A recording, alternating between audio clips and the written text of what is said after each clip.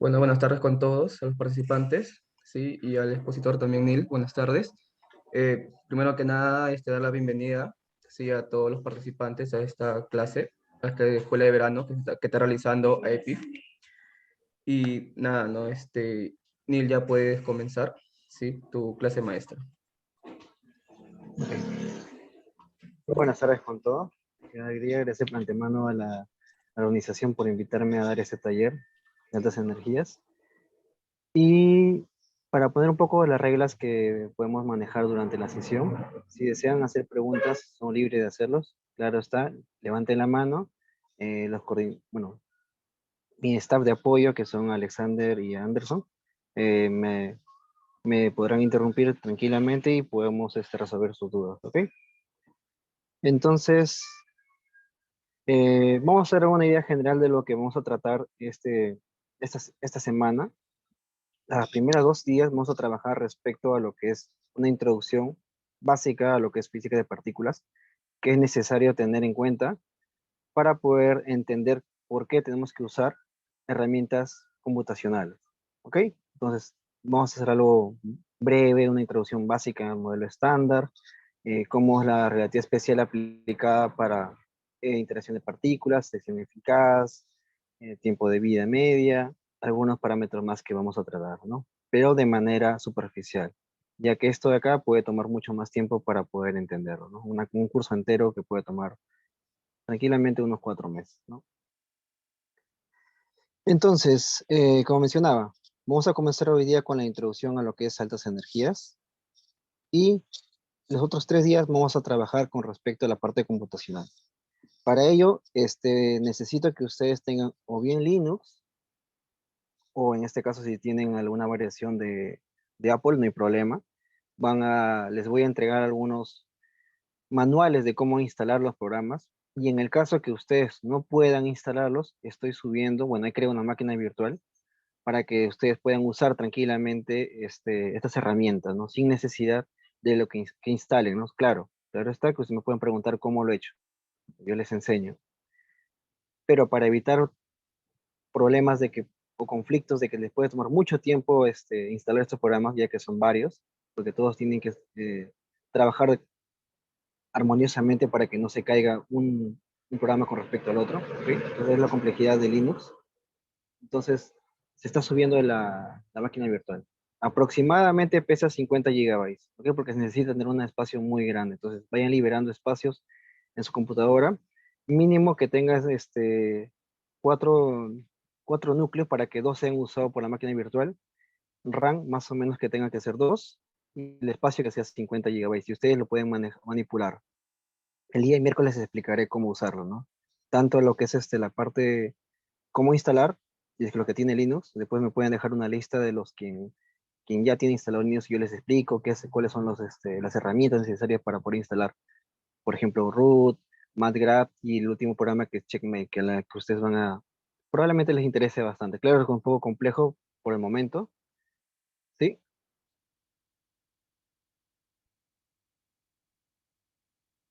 ¿Puedes prender tu audio? ¿Me puedes preguntar directamente?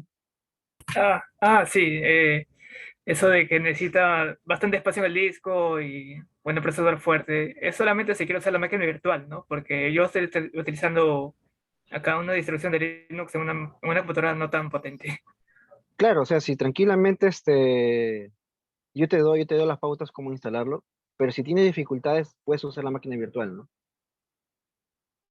Claro, Ah, con ciertas limitaciones, porque no tienes que reconfigurar la cantidad de núcleos que quieres usar. No sé cuántos tendrás exactamente, pero normalmente lo mínimo que hay ahorita en el mercado es de dos. Tendrías que cerrar todo lo demás y hacer correr la máquina virtual para que no se cuelgue. ¿Ok? Profesor, si es que tengo Windows, obligatoriamente tengo que usar la máquina virtual, ¿no? Sí, los que tienen Windows. Por eso como la configuración que yo tengo es para la Ubuntu 16. ¿Ok? Para más arriba hay conflictos de librerías que no se pueden solucionar tan fácilmente. Entonces, por el momento está estable mi configuración para Ubuntu 16. Entonces, si lo que tienen Ubuntu 16, normal, se puede trabajar. Los que no, van a la máquina virtual y yo les explico cómo usar las herramientas que están ahí, ¿de acuerdo? Pero de todas maneras, vayan separando espacio. Yo estoy subiendo la máquina virtual. Más o menos me está tomando como 12 horas para terminar de subir. La cantidad de información es bastante. Entonces, ¿alguna duda más? Una consulta, después de dar la subida de la máquina virtual ya nos daría las pautas para la instalación, ¿no? Bueno, en la máquina virtual ya está instalado todo. Los que no tienen problemas para usar Ubuntu o Linux, no van a tener complicaciones. Yo les explico cómo usar esa máquina virtual. Los que ya tienen o usan la distribución Linux, yo les voy a enseñar a instalar los programas. ¿Ok? Entonces hay dos opciones. Para los que ya tienen manejo en lo que es distribución Linux y los que no, ¿no? Hay que tener en cuenta estas pequeñas elementos, ¿no? De que no todos trabajan en lo mismo, ¿no? Otra pregunta por ahí.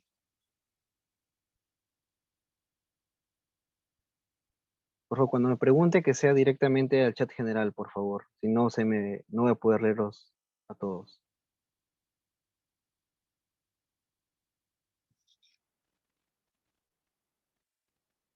¿Ok? ¿No hay dudas? Entonces comencemos. Ya saben, si desean participar, por favor, pueden levantar su mano. Y ahí Alexander me dará la posta para poder responder sus dudas, ¿no? Bueno, entonces, ¿qué vamos a ver ahora, no? El día de hoy. Vamos a ver primero lo que es el antecedentes para construir la idea del modelo estándar, que es el soporte a lo que es altas energías o física de partículas, ¿no? Luego vamos a describir lo que es cinemática relativista. Ok, tenemos que decir un poquito de relatividad especial para poder indicar que existe un tiempo propio y un tiempo de laboratorio, ¿no? Todas estas combinaciones lo van a poder describir colisiones al centro de masa o laboratorio. Y a la vez poder construir lo que son sesiones eficaces, cross-section o tiempo de vida, ¿no? Todo esto vamos a verlo como un modelo de juguete. Es decir, no usando toda la física en sí que está, sino con pequeñas aproximaciones a la realidad, para darte una idea de cómo se trabaja, ¿ok? Ya que lo que es este diagrama de Feynman es mucho más complejo de desarrollar como lo que se va a presentar ahora, ¿no? Pero la idea es que ustedes entiendan de que existen herramientas que te permiten describir interacciones, y esas interacciones están descritas por, por diagramas de Feynman, ¿ok? Ahí, Johan, por favor, ayúdame admitiendo a los que ingresan. Y vamos a hacer un poco de electrodinámica cuántica para que entiendan qué procesos más comunes hay. En este caso, hubo ser uno de los tantos, que también se podría haber tratado lo que es cromodinámica, pero para el enfoque del trabajo de ahora no vamos a tocarlo. Y finalmente, teorías gauge. Es decir, ok, tenemos el modelo estándar, tenemos resultados experimentales, teorías. Vamos a juntarlos a algo que te permitan describir correctamente estas observaciones, que son los resultados experimentales. Por ejemplo, la masa del Higgs, que ya ha sido, bueno, en los años 1970 aproximadamente, fue postulado la teoría Higgs y después en el 2012 fue validado, descubierto y premio Nobel para Higgs, ¿no? Entonces, vamos a comenzar con lo que es la antecedentes, que serían los modelos atómicos. Pues nosotros ya conocemos muy bien esto de colegio o incluso nuestra formación académica continua, que el modelo atómico proviene de la idea de que el átomo o el elemento más pequeño de la materia fundamental es algún elemento que bueno, conocido como el átomo, ¿no? Algo indivisible. Y viene de las ideas de Grecia, ¿no? Específicamente de Demócrito, ¿no? Luego viene Dalton, y Dalton da una idea general de cómo distinguir cada elemento de la naturaleza, es decir, como las propiedades de la materia, ¿no? Un átomo es distinto con respecto al otro, ¿no? Pero los mismos átomos son iguales. El tema es acá de que nunca los describió una estructura. Entonces viene Thomson, y Thomson, ¿qué hace? Ok, vamos a describir una estructura específica a este elemento, dándole como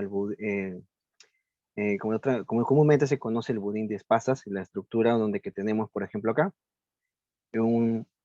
la materia totalmente sin estructura, es decir, la parte cargada positivamente sería todo este borde, bueno, rosado, y encima tenemos pequeños electrones, ¿no? Que harían que los elementos sean neutros.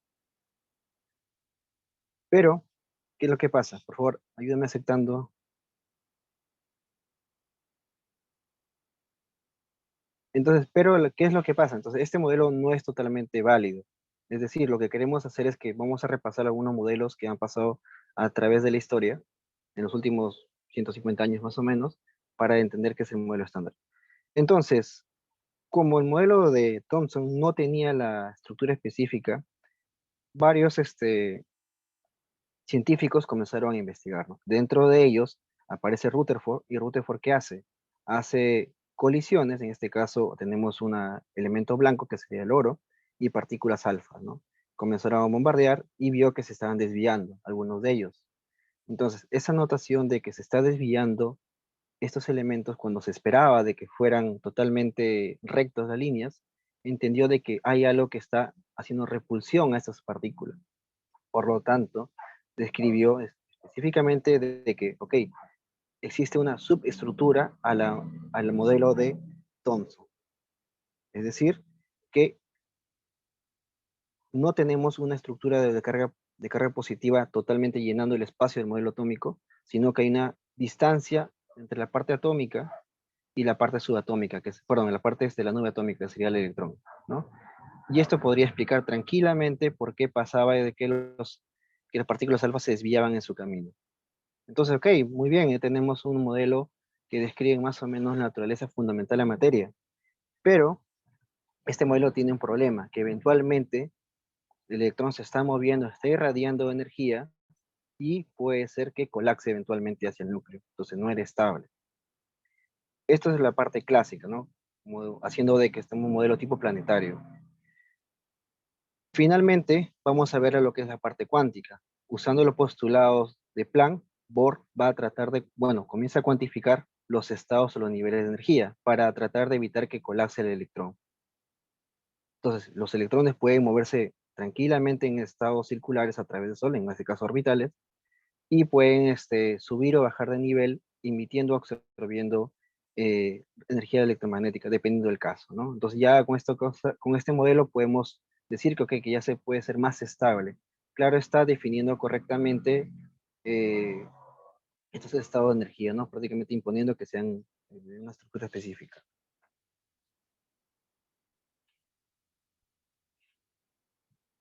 Entonces, vamos a ver un poco más de respecto a unos descubrimientos que han habido. Ahora, ¿qué? Después de esto, ¿qué viene?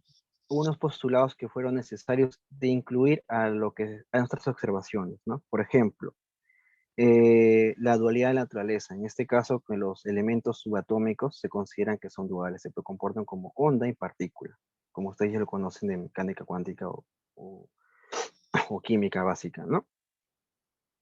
Luego, también tenemos, ¿qué cosa? El principio de incertidumbre, que en este caso que indica de que no se puede medir simultáneamente el momento y la posición, o también se puede trabajar con la energía y el tiempo. Entonces, todas estas ideas hacen un poco inconsistente a la teoría de Bohr. Entonces, lo que vamos a hacer es de que tratar de buscar más teorías para poder mejorar la realidad observada, ¿no? Ok, entonces, ¿qué es lo que quiero hacer, no?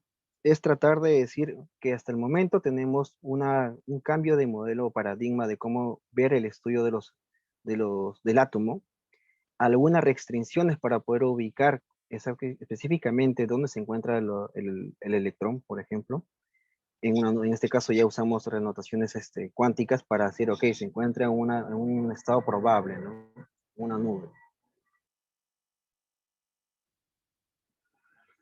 Entonces, hasta el momento solamente hemos hablado de dos cosas, específicamente para el núcleo, el electrón y el protón, pero y las partículas alfa. En este caso, en 1930 por lo menos se conocía esas partículas, ¿no? Luego vinieron la lluvia de descubrimientos de unas partículas. Por favor, apaguen su audio.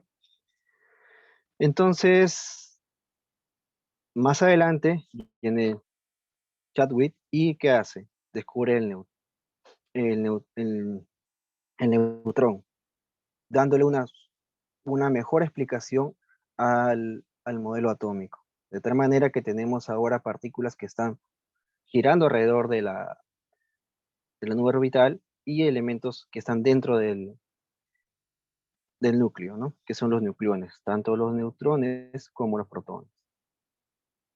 ¿Y qué pasa con esto? Pues bueno, cuando ya tenemos protones, neutrones y electrones, nosotros podemos definir específicamente los elementos ya conocidos en la naturaleza, ¿no? Por ejemplo, que están ubicados en la tabla periódica, ¿no? Para poder escribirlos, cuántos electrones tienen, cuántos neutrones, protones pueden tener, como ya conocen ustedes. Específicamente, para poder construir, por ejemplo, los isótopos, ¿no? Solamente difieren de un solo elemento la cantidad de neutrones que tienen, ¿no? Por ejemplo, que está el deuterio o el tritio. Entonces, como ya se descubrió y se pudo cuantificar los elementos que ya tenemos en naturaleza, paralelamente al descubrimiento del neutrón, aparecen otros científicos que comenzaron a predecir nuevas observaciones, ¿no? En este caso, partículas o comportamientos a futuro. Nosotros tenemos que el electrón es una partícula cargadamente negativa, ¿no?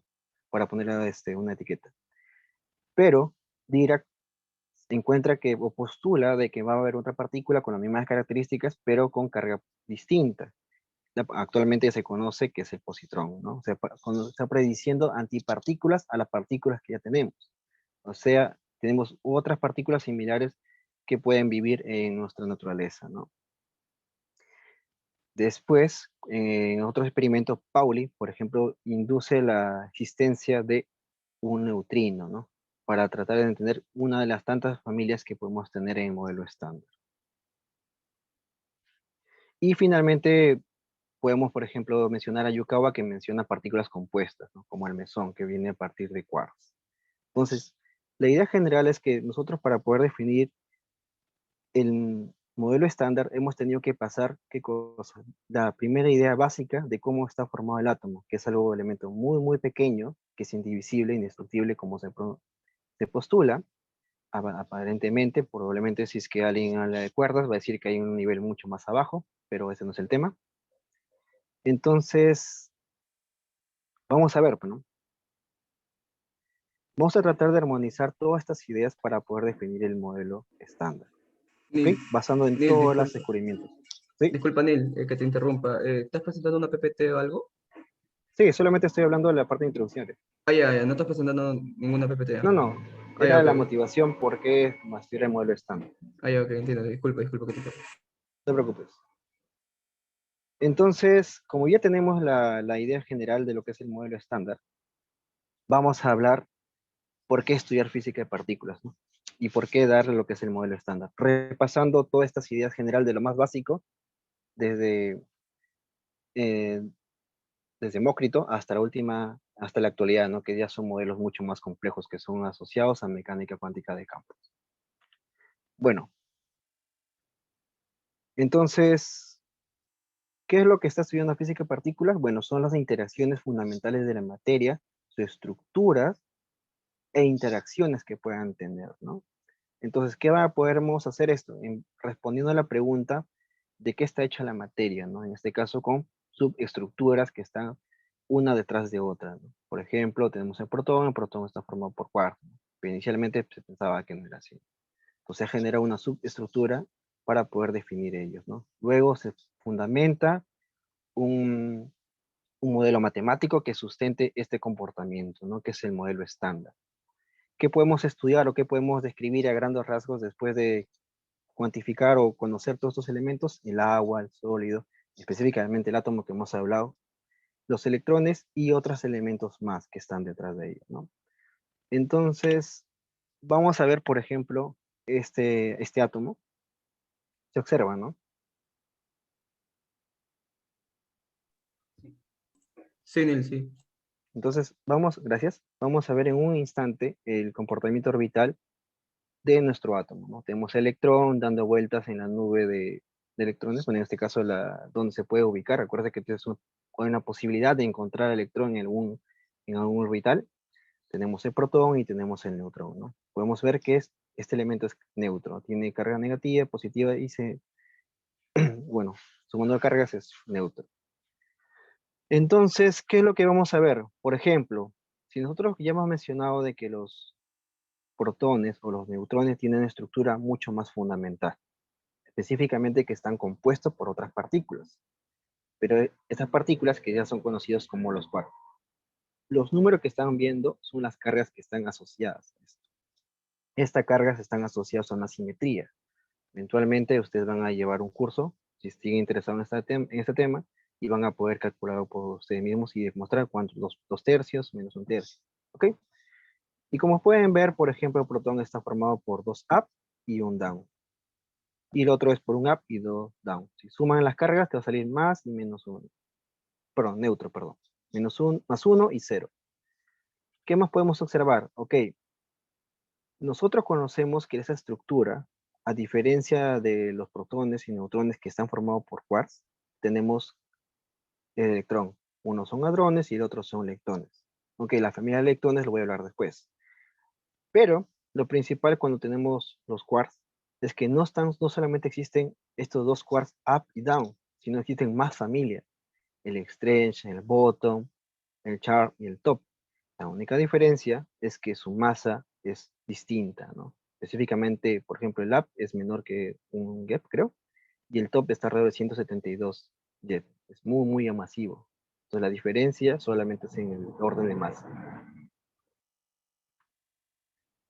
Entonces, ¿qué más? Podemos ver el electrón, como se presenta en la diapositiva. Es una partícula fundamental, es indivisible. ¿Ok? Ya, como mencionaba, si quieren ver más estructuras, postulan cuerdas y probablemente existan algunos elementos que puedan describir, dependiendo de su frecuencia, un electrón o un quark, ¿no? Pero hasta el momento se sabe que no hay una estructura más abajo del electrón o de los quarks. Y rescatando la diapositiva anterior, nosotros vamos a ver que, por ejemplo, el neutrón están unidos los quarks, pero hay unos elementos que los mantienen totalmente unidos, que son una fuerza fuerte. ¿Ok? Eso vamos a hablar en la siguiente gráfica que me voy a presentar. ¿Ok? Y para asociar, ok, entonces, cuando tienes un electrón, siempre va a estar asociado a otra partícula. Es el neutrino, como justamente mencioné, se descubrió el neutrino eventualmente. ¿Ok? Y tenemos que podemos formar también una familia de leptones. Así como los quarks tienen una familia, en este caso los leptones tienen su propia familia. En este caso, sabores, como le dicen, ¿no? El electrón, el muón y el tau son prácticamente una variación, el muón y el tau una variación de electrón, pero con distinta masa. Las propiedades son idénticas en general. Las masas solamente es la que difiere. Ok, también existe otra idea más, pero para diferenciarlos con cómo interactúan en la materia también, ¿no? Pero eso no lo voy a tocar acá. Luego, a cada electrón está asociado un neutrino. Se han descubierto tres, ¿ok? Que son los que interactúan con la materia. Que hay 99% de que solamente existan tres y 1% es, bueno, hay una distribución de cómo el decaimiento del bosón Z te permite describir que efectivamente hay tres, ¿no? Aproximadamente tres, ¿no? Porque sale 2,99 por ahí. Entonces, vamos a ver si es que en un momento puede existir un modelo que te prediga otro, ¿no? Y algunos trabajan con eso. Pero vamos a solo quedarnos con lo que realmente se ha encontrado. Entonces, como mencionaba, tenemos los quarks, los leptones y unas partículas que son mediadoras, que transmiten la información a distintas escalas. La fuerza débil, la fuerza fuerte y la fuerza gravitatoria.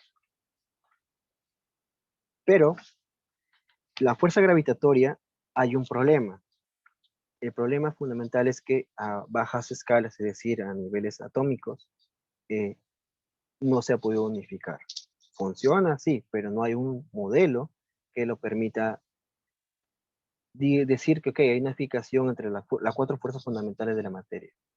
Actualmente solo existe un modelo, que es el modelo estándar, que te permite unificar tres de ellas, ¿no? La fuerza fuerte, la fuerza electromagnética y la fuerza débil, ¿no? Fuerza fuerte está asociada con los gluones, electromagnética, los fotones, y la fuerza débil, ¿no? En este caso que te permite ver desintegraciones de otras partículas, ¿no?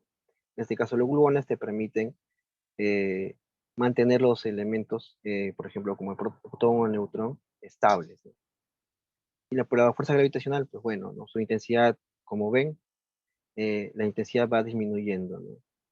Es decir, que la fuerza fuerte es mucho más intensa a niveles atómicos en comparación a la gravitacional. Bueno, entonces todo lo que hemos mencionado se puede resumir en esta tabla. Esta sería la tabla fundamental de lo que es el modelo estándar de partículas.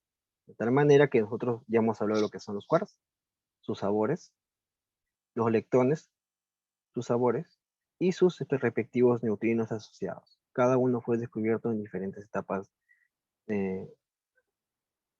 distintos descubrimientos. Ok, vamos a hablar qué cosa. Que, ok, a nivel de interacciones, como he mencionado, solo existen tres. Fuerza fuerte, que va a estar representado por los gluones. Creo que acá está el gluón.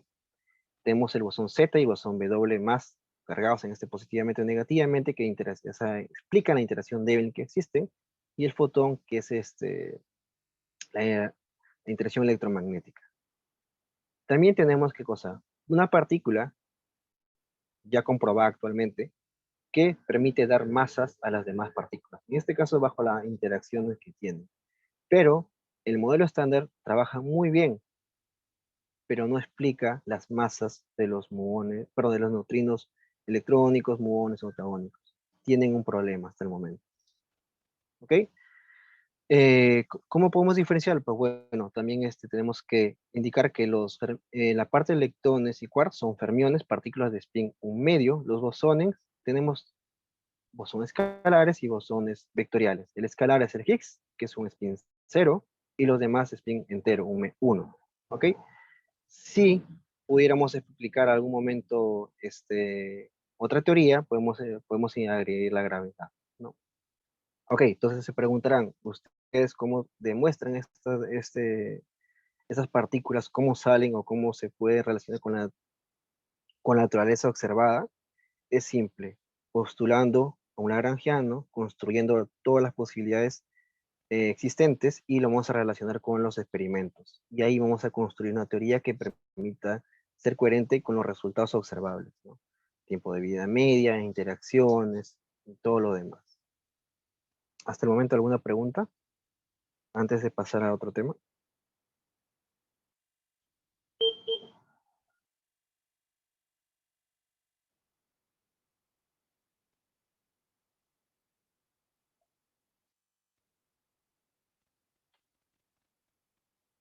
Sí, adelante. ¿Qué tal, Nel? Buenas tardes. Hace un momento mencionabas que en el modelo estándar no se trabaja la fuerza gravitatoria, pero ¿existe una explicación del por qué es que esta fuerza no se encuentra unificada? Hasta el momento, la fuerza débil, las tres fuerzas que mencioné se pueden cuantificar. Puede ser tratado de modelo cuántico, pero en el caso de la gravedad no se puede. Por eso es que no hay una teoría que lo unifique. Hay intentos, por ejemplo, que es eh, supersimetría con gravedad, que se llama SUGRA, que es lo más mínimo que se conoce para tratar de encontrar los parámetros suficientes. Bueno, hemos dicho, los parámetros mínimos para no tratar de entender una teoría con demasiados valores que tratamos que fitear, en este caso, encontrar, para así decirlo. Entonces, no hay nada que lo describa hasta el momento, ¿no? Lamentablemente. Esperemos que en un momento una teoría sea lo suficientemente buena para poder describir la gravedad y tener una teoría mucho más completa, ¿no? Ya que esto, a la final, trata de unificar moviéndolas con interacciones que puedan tener. O sea, cada interacción que existe tiene una constante interacción, es decir, una magnitud. Y esa magnitud en una escala de unificación, bueno, eso no lo voy a hablar acá, se ve que se aproxima la constante de gravitación, no, perdón, la constante de acoplamiento, pero la gravedad no interactúa hasta el momento. Bueno, posibilidades son supersimetría con gravedad, simetrías distintas al modelo estándar que permiten la gravedad, por ejemplo, cuerdas, supercuerdas, todas estas cosas te van a permitir describir una posible cuantificación de la gravedad. ¿Ok? Disculpa, tengo entendido que el problema es que son los infinitos que aparecen pues, en esta teoría. Entonces uno trata de cortar los infinitos, hacerlos desaparecer, y uno encuentra mecanismos para todas las partículas menos para gravitar. Sí, Entonces, eventualmente, ¿no? O sea, casi el modelo estándar tiene un montón de infinitos y todo se tiene que tratar de normalizar, como tú mencionas, ¿no? Y esos infinitos no impiden cuantificar específicamente, correctamente la gravedad, ¿no? O incluso algunas partes de acá sufren problemas para correcciones, ¿no? Cuánticas, ¿no? Por ejemplo, el Higgs. El Higgs tiene problemas de instabilidad a distintas escalas. El problema de jerarquía de la masa de Higgs. Cuando trabajamos a la escala de interacción débil, donde están las partículas actualmente que vivimos, funciona muy bien. Pero si vamos a otra escala, las correcciones de masa, es decir, las interacciones, aportan de tal manera que la masa del Higgs no es comparable con la que observada. Puede explotar, o sea, de pase de 126, no sé, a 1.000.000. Entonces, hay inestabilidad, que son los posibles infinitos, que se trata de, bueno, los infinitos que existen. Y existen programas de renormalización para retirar estos elementos que impiden calcular correctamente los resultados, ¿no? En caso de gravedad no se puede. Hasta el Nel, momento no hay nada. una ¿Sí? consulta, o sea, no sé si lo vamos a tratar aquí o no, pero según lo que tengo entendido, esta constante de renormalización como que definen cargas y masas que dependen del orden de magnitud de la energía y de las variables. Existe como una variación Bueno, ahí en los parámetros, ¿no? bueno, cualquier elemento que está en cuántica y quiere ser calculado, tiene tendencia a tener correcciones, ¿no? Por ejemplo, para poder medir correctamente esos elementos, a primer orden, segundo orden, como han visto en cuántica, ¿no? Cuántica 2, creo. Entonces, cuando tú quieres medir un observable, por ejemplo, la masa o alguna constante, siempre hay correcciones. Esas correcciones vienen de justamente de los aportes para poder describir estos procesos. Ahora, algunos de ellos tienen infinitos. Se tiene que buscar una estructura matemática, más que nada. Es decir, no tengo una función más otra función y una de ellas te da el infinito. Hay que buscar la estructura para retirar eso. Es prácticamente es hacerlo a mano, ¿no? Y después se busca un formalismo para eliminar esos elementos de forma casi manual, ¿no? Algunos dicen ocultar los infinitos bajo la alfombra, ¿no? Mm, funciona, describe correctamente la naturaleza, tal vez es un poco forzada, pero funciona.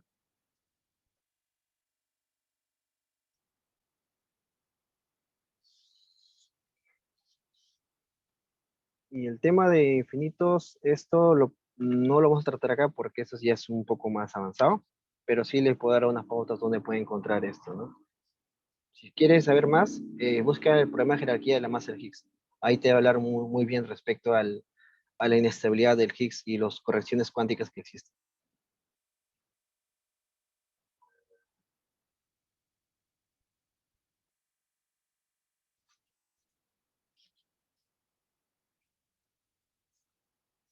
¿Alguna otra consulta?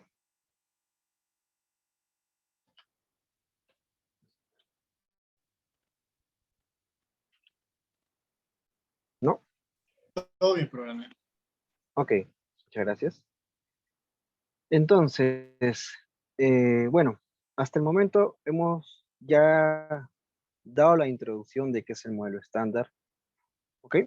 Vamos a hablar un poquito más respecto a los problemas que tiene, ¿no? Como mencionaba, el Higgs tiene problemas de corrección de su masa, es decir, a distintos niveles de energía que queremos hacer, ¿ok? ¿Qué más tienen? Como mencionaba, no describe, en este caso, la masa de los neutrinos. ¿Y cómo podemos saber? Bueno, vamos a ver algo. El modelo estándar está basado en una simetría, bueno, en realidad de tres. U1, que es hipercarga, SU2, LEF. ¿Por qué LEF? Porque solamente existen interacciones de la parte LEF. Y SU3 de cromodinámica cuántica o de color. Esas tres simetrías se rompen, te genera una simetría 1 electromagnética y te da las descripciones del Higgs eh, y te da masa a las todas partículas. Pero cuando tú usas ese mecanismo que estás trabajando, que sí lo vamos a ver eventualmente mañana, no permite describir la masa de los neutrinos. Es decir, no tiene masa en este modelo los neutrinos. Ahora se preguntarán, pero yo he escuchado, he leído que sí tiene masa los neutrinos. Bueno, sí existe. En este caso, por oscilaciones de neutrinos, se han podido demostrar, incluso hubo premio Nobel, de que los neutrinos sí tienen una masa. Pero, lamentablemente, el modelo estándar no llega a cubrir esos problemas. ¿Qué más tenemos? Por ejemplo, se ha observado de que el sistema materia oscura, energía oscura, tampoco permite describir eso, específicamente la materia oscura. Y otros temas más, ¿no? No da una partícula que permita describir correctamente la densidad reliquia de los elementos que sean dados como materia oscura, ¿no? Como los WIMP que le conocen.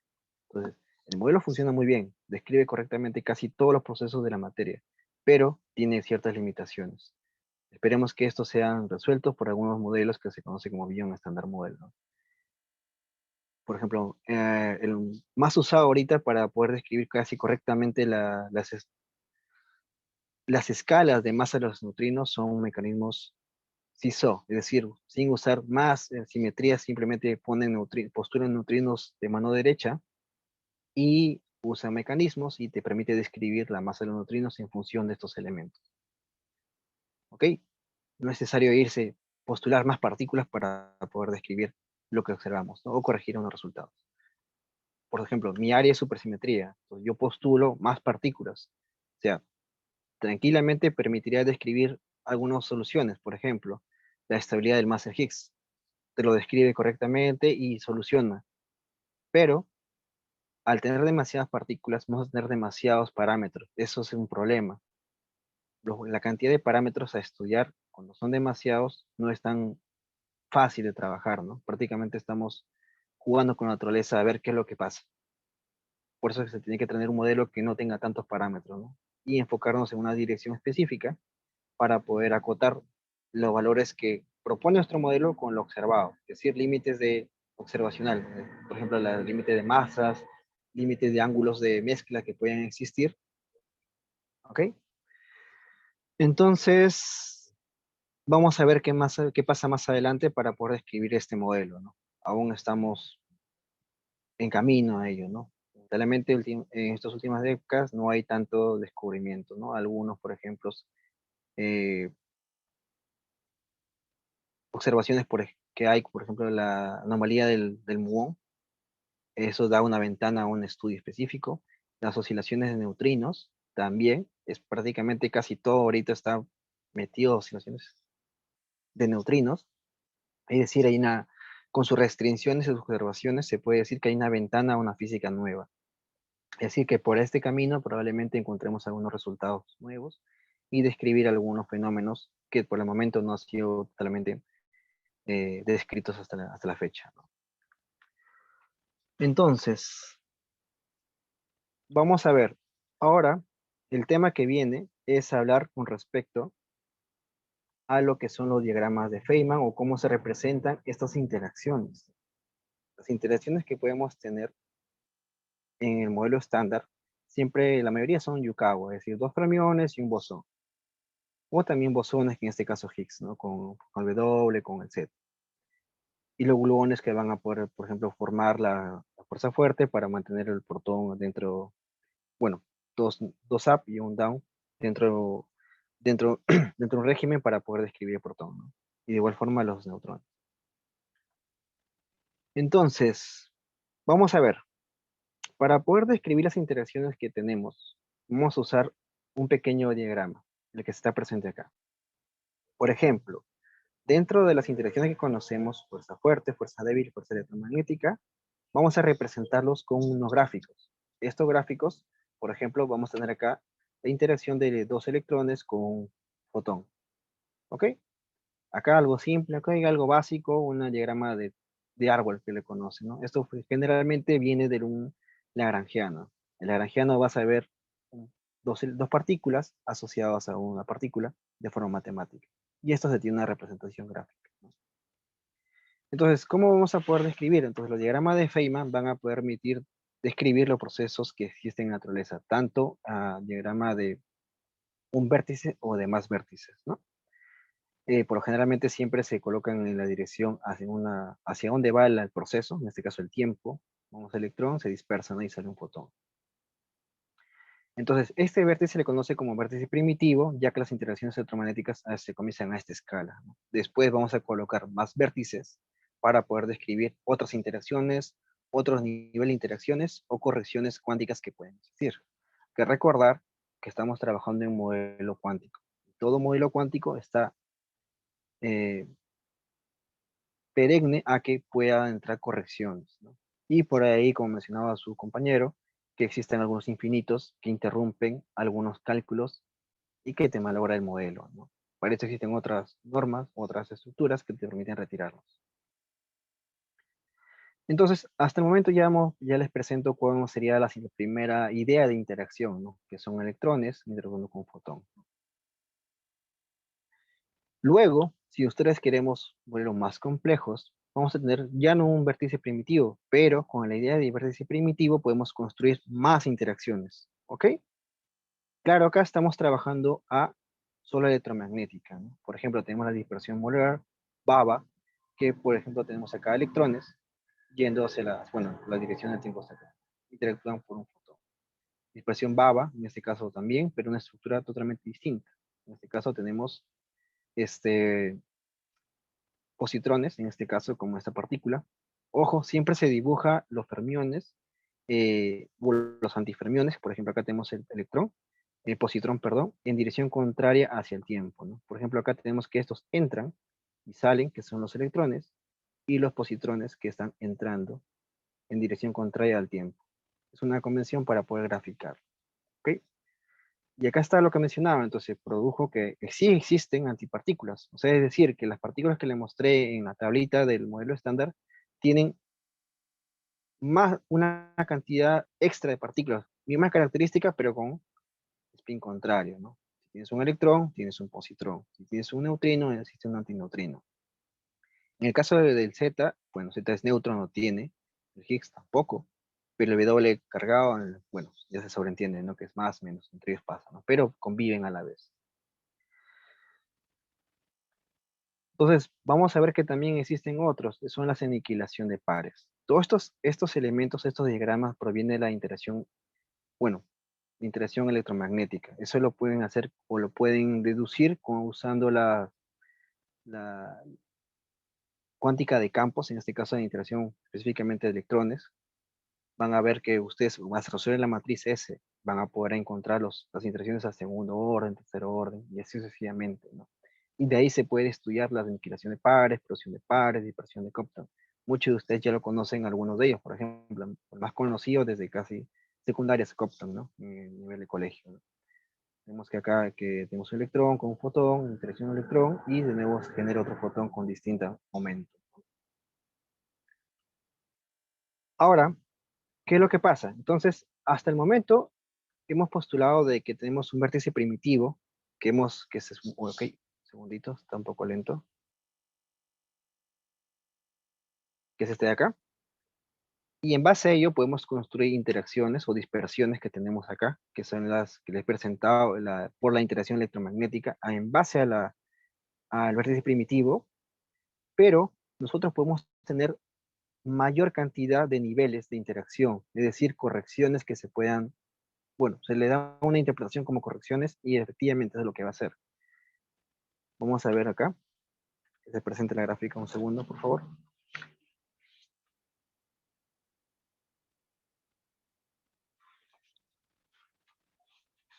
Ok, se observa los diagramas de dispersión de Moller, ¿no? Disculpa, una consulta. Sí. En el gráfico anterior, en el set de gráficos que tenía de aniquilación de pares, no sé si me puede poner, por favor.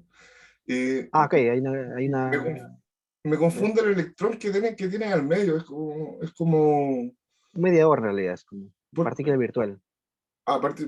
porque en principio por una cuestión de conservación del número de partículas, tú tenías un leptón, un antileptón, y en ese intervalo tendrías como un solo leptón y bosones, entonces como que no hay conservación del número leptónico ahí. ¿Me podría Sí, explicar? sí, son partículas virtuales en realidad.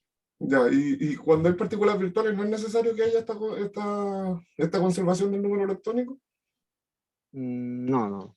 Es en este caso, ¿no? Bueno, si cambiara el sabor, ahí sí sería cosa. En vez de que aparezca un electrón, puede ser que aparezca un muón, ¿no? Y ahí se cambia el electrónico, se viola, ¿no? Claro.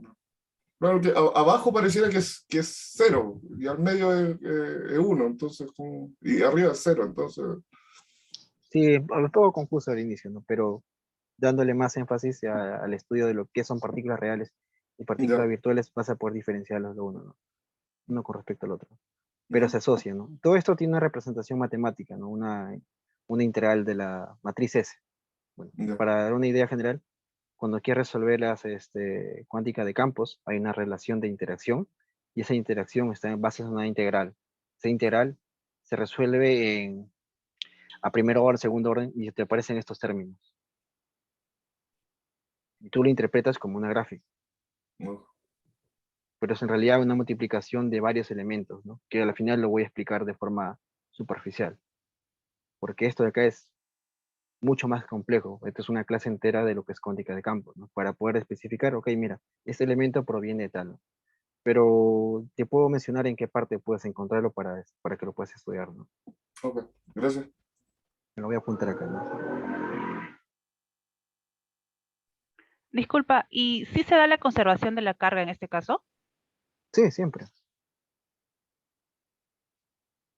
Acá no, los diagramas que se están presentando no violan nada. Ahora, que algunos sean difíciles de calcular es distinto, ¿no?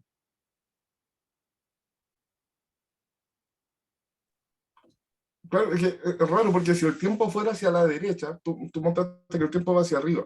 Si el tiempo Ujú, fuera hacia la derecha, siempre tenemos como carga la carga del electrón.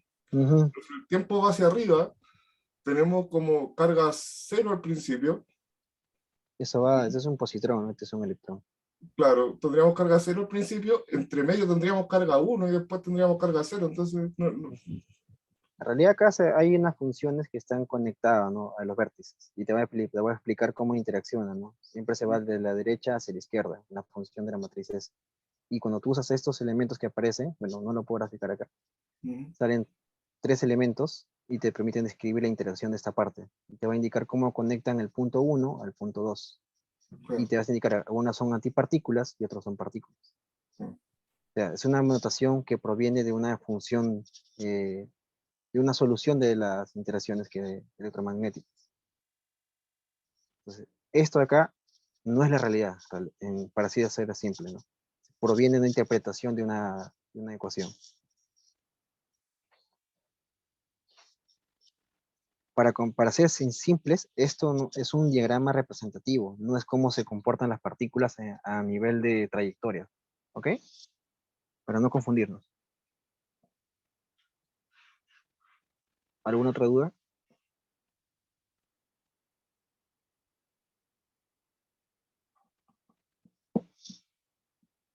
No hay preguntas en el chat, ¿no, Alexander? No, Disculpa, ¿Sí? disculpa, quería hacer una consulta, pero no es precisamente lo que estás explicando, sino lo que explicaste hace 2 o 3 diapositivas. No hay problema, ¿no? Ujú, ujú. Hace un momento, cuando hablabas del modelo estándar, mencionaste que, bueno, había casos donde se presentaba ruptura de simetría. Entonces, ¿se podría decir que siempre que haya rupturas de simetría, necesariamente conlleva eso a una anomalía? Algunas veces sí, siempre. Para los fermiones más que nada, no me equivoco. Claro, las La, quirales. claro, las quirales, como tú mencionas, siempre se asocia a una anomalía. Es decir, eventualmente hay estudios para ciertas estructuras de los fermiones y va a haber ciertas violaciones, ¿no? En este caso, como mencionaba su compañera, las anomalías quirales. Existen otras, ¿no? Como, por ejemplo, la anomalía del momento magnético del muón. Creo que sí, momento del muón. G-2, para ser específicos. Hay violaciones. Y esas violaciones te representan algo específico, que hay algo detrás que no está estudiado. O tal vez nosotros estamos malinterpretando mal la forma como estudiarlo. ahí, Actualmente, ¿sí? ahí hay una cosa compleja porque generalmente los físicos buscamos escribir que el lagrangiano tenga las simetrías que suponemos que debería tener, Sí, pero siendo que la naturaleza no tiene esas simetrías. O sea, nosotros mm, la naturaleza macro, nosotros no vemos simetrías quirales. Mm, Nosotros vemos por la ejemplo, asimetría. Entonces, el tema es que cuando se escribe el lagrangiano, generalmente partimos escribiendo un lagrangiano que tiene asimetrías que en realidad no vemos. Y no buscamos lo vemos, cosas se que, interpreta. y Son buscamos, simetrías internas que no se claro, observan al final. buscamos cosas que rompan esa simetría. Ujú. Pero, ¿qué pasa? O sea, me imagino que debe haber mucha gente que parte con el lagrangiano con la simetría rota y avanza nomás. Sí, pero con ciertas restricciones, supongo, en algún momento. O si no postulan algo que impida que se viole esa simetría, ¿no? O esa ruptura, como mencionó su compañera, ¿no? Igual aquí es complejo. Mira, a mí no sé si es el espacio para decirlo. Por ejemplo, hay un teorema que se llama el teorema de Haack. No sé si lo han escuchado. El teorema de Haack dice que no existe una teoría algebraica matemáticamente bien definida de un cuadro de interacción para integrales de caminos, para teorías de campo en realidad. Entonces, ¿qué quiere decir eso? ¿Cuál es la interpretación que tengo yo de eso? Porque en realidad el método de integrales por camino, o este método que parte con Dirac, hablando de que la función de onda es como la exponencial eh, Prácticamente todos son equivalentes, ¿no? la Pero exponencial de sí, f, algo así, esa es la función de onda de la acción. ujú, Es una aproximación que nosotros ocupamos para avanzar, nomás para poder calcular algo, porque cuando vemos el átomo nos damos cuenta que las cosas son tan chicas que nuestros métodos de medición no funcionan, nomás. exactamente.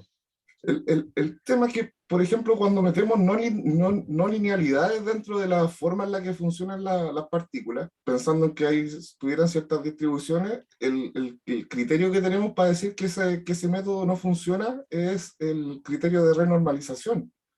Ujú. Pero la renormalización es una condición que pone el método de integrales por camino, no la física. No, nosotros, bueno, incluso no el método, sino nosotros prácticamente. Buscamos un método de quitar esos infinitos manualmente, se podría decir. No es Claro, natural. entonces esa es como una parte de artilugio más que una parte física. Es como extraño el punto en este punto de la física. Sí, exactamente. Por ejemplo, nosotros podemos decir que vivimos en una teoría efectiva, porque realmente la teoría de todo está más arriba, que tal vez no lo hemos cubierto ahora. Como tú mencionas, existen ciertos problemas, ¿no? Que tratamos de resolverlos, tal vez de forma no natural, ¿no? La naturaleza es compleja. Vamos a tener que estudiar mucho, mucho más para tratar de interpretarlo, ¿no? O incluso para poder encontrar un resultado actualmente tenemos limitaciones bueno, computacionales, ¿no? Se puede resolver los problemas, sí, pero demora meses, años. Te va a calcular resultados o te restringe valores.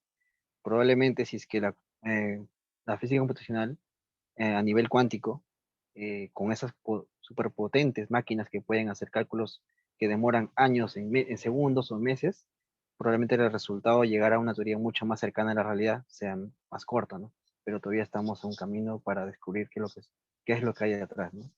Como mencionaba, vivimos en una teoría todavía efectiva, ¿no? O sea, que no es la real, ¿no? Viene de otra teoría que más arriba, que se ha roto y describe lo que observamos, ¿no? Más o menos. De repente, si nos vamos más a lo física matemática, la teoría que está arriba es una teoría que no es calculable, que no tiene soluciones incluso, o sea, no tiene soluciones algebraicas, por decirlo así. Entonces, por ejemplo, cuando uno trabaja en física no lineal, física no lineal aparece en mecánica cuántica en un montón de partes, por ejemplo, en VEC, que son los Bose-Einstein condensados. Ahí nos damos cuenta que hay una interacción no lineal entre las partículas y uno queda como loco en cierto punto. Y te das cuenta que de repente esas ecuaciones no lineales son súper complejas de resolver. Entonces, este es un punto crucial dentro de la física. O sea, cuando quieres hacer cálculos de evolución de cosas por el estilo, no sé, pues yo en matemática el otro día traté de solucionar un problema de una partícula nomás confinada en una caja y me daba un rango de tiempo súper pequeñito, o sea, no podía ver física casi calculando con números con el computador de la casa, por decirlo así. No se puede. Por ejemplo, un caso mucho más conocido, interacciones de neutrinos en materia. Encuentras o sea, primero se trabaja con dos sabores, ignorando que existe uno, ¿no? Encuentras una solución de la ecuación de evolución de los estados de los neutrinos. ¿Ok? Tenemos una matriz asociada que no es no lineal. Hay un acoplamiento entre los estados. Entonces, tratar de resolver eso, como mencionas, es complejo.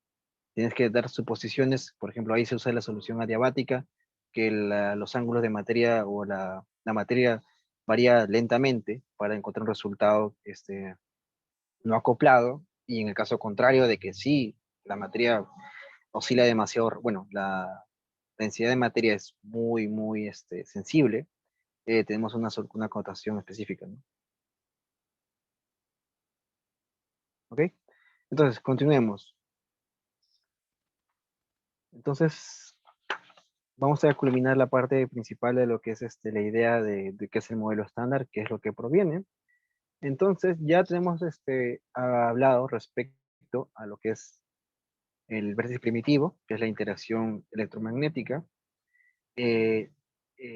dispersiones con dos vértices que hemos visto, con dispersión de Compton, pares, baba y lo demás, ¿no? Pero existen mucho más, otras interacciones más complejas, que va a depender de los niveles de vértices que tienen, ¿no? En este caso tenemos, en esta gráfica tenemos vértices con 4 vértices, es decir, si queremos calcular la magnitud de esos aportes por ejemplo, a algún proceso, va a depender de los factores que estén asociados a cada vértice, ¿no? En este caso las constantes de acoplamiento. Y también algunos de ellos, si es que tuvieran masa o no, dependerá específicamente qué es lo que hay acá adentro, algunos son partículas virtuales, el momento transferido, ¿no? Y las masas que tengan. Entonces todo esto permitirían describir. Entonces por lo general acá lo que mencionamos son las líneas internas, son partículas reales, y las partes internas son las partículas virtuales, son no reales. ¿Ok? Buena redundancia. Entonces, ¿dónde podemos observar esto? Pues bueno, dispersión, por ejemplo, dos partículas colisionándose y se dispersan a otras, ¿no? Entonces, ¿qué es lo que interesante de acá? Que cuando aparecen vértices que se conducen al loop, en este caso es de un loop, porque forma una bolita, digamos.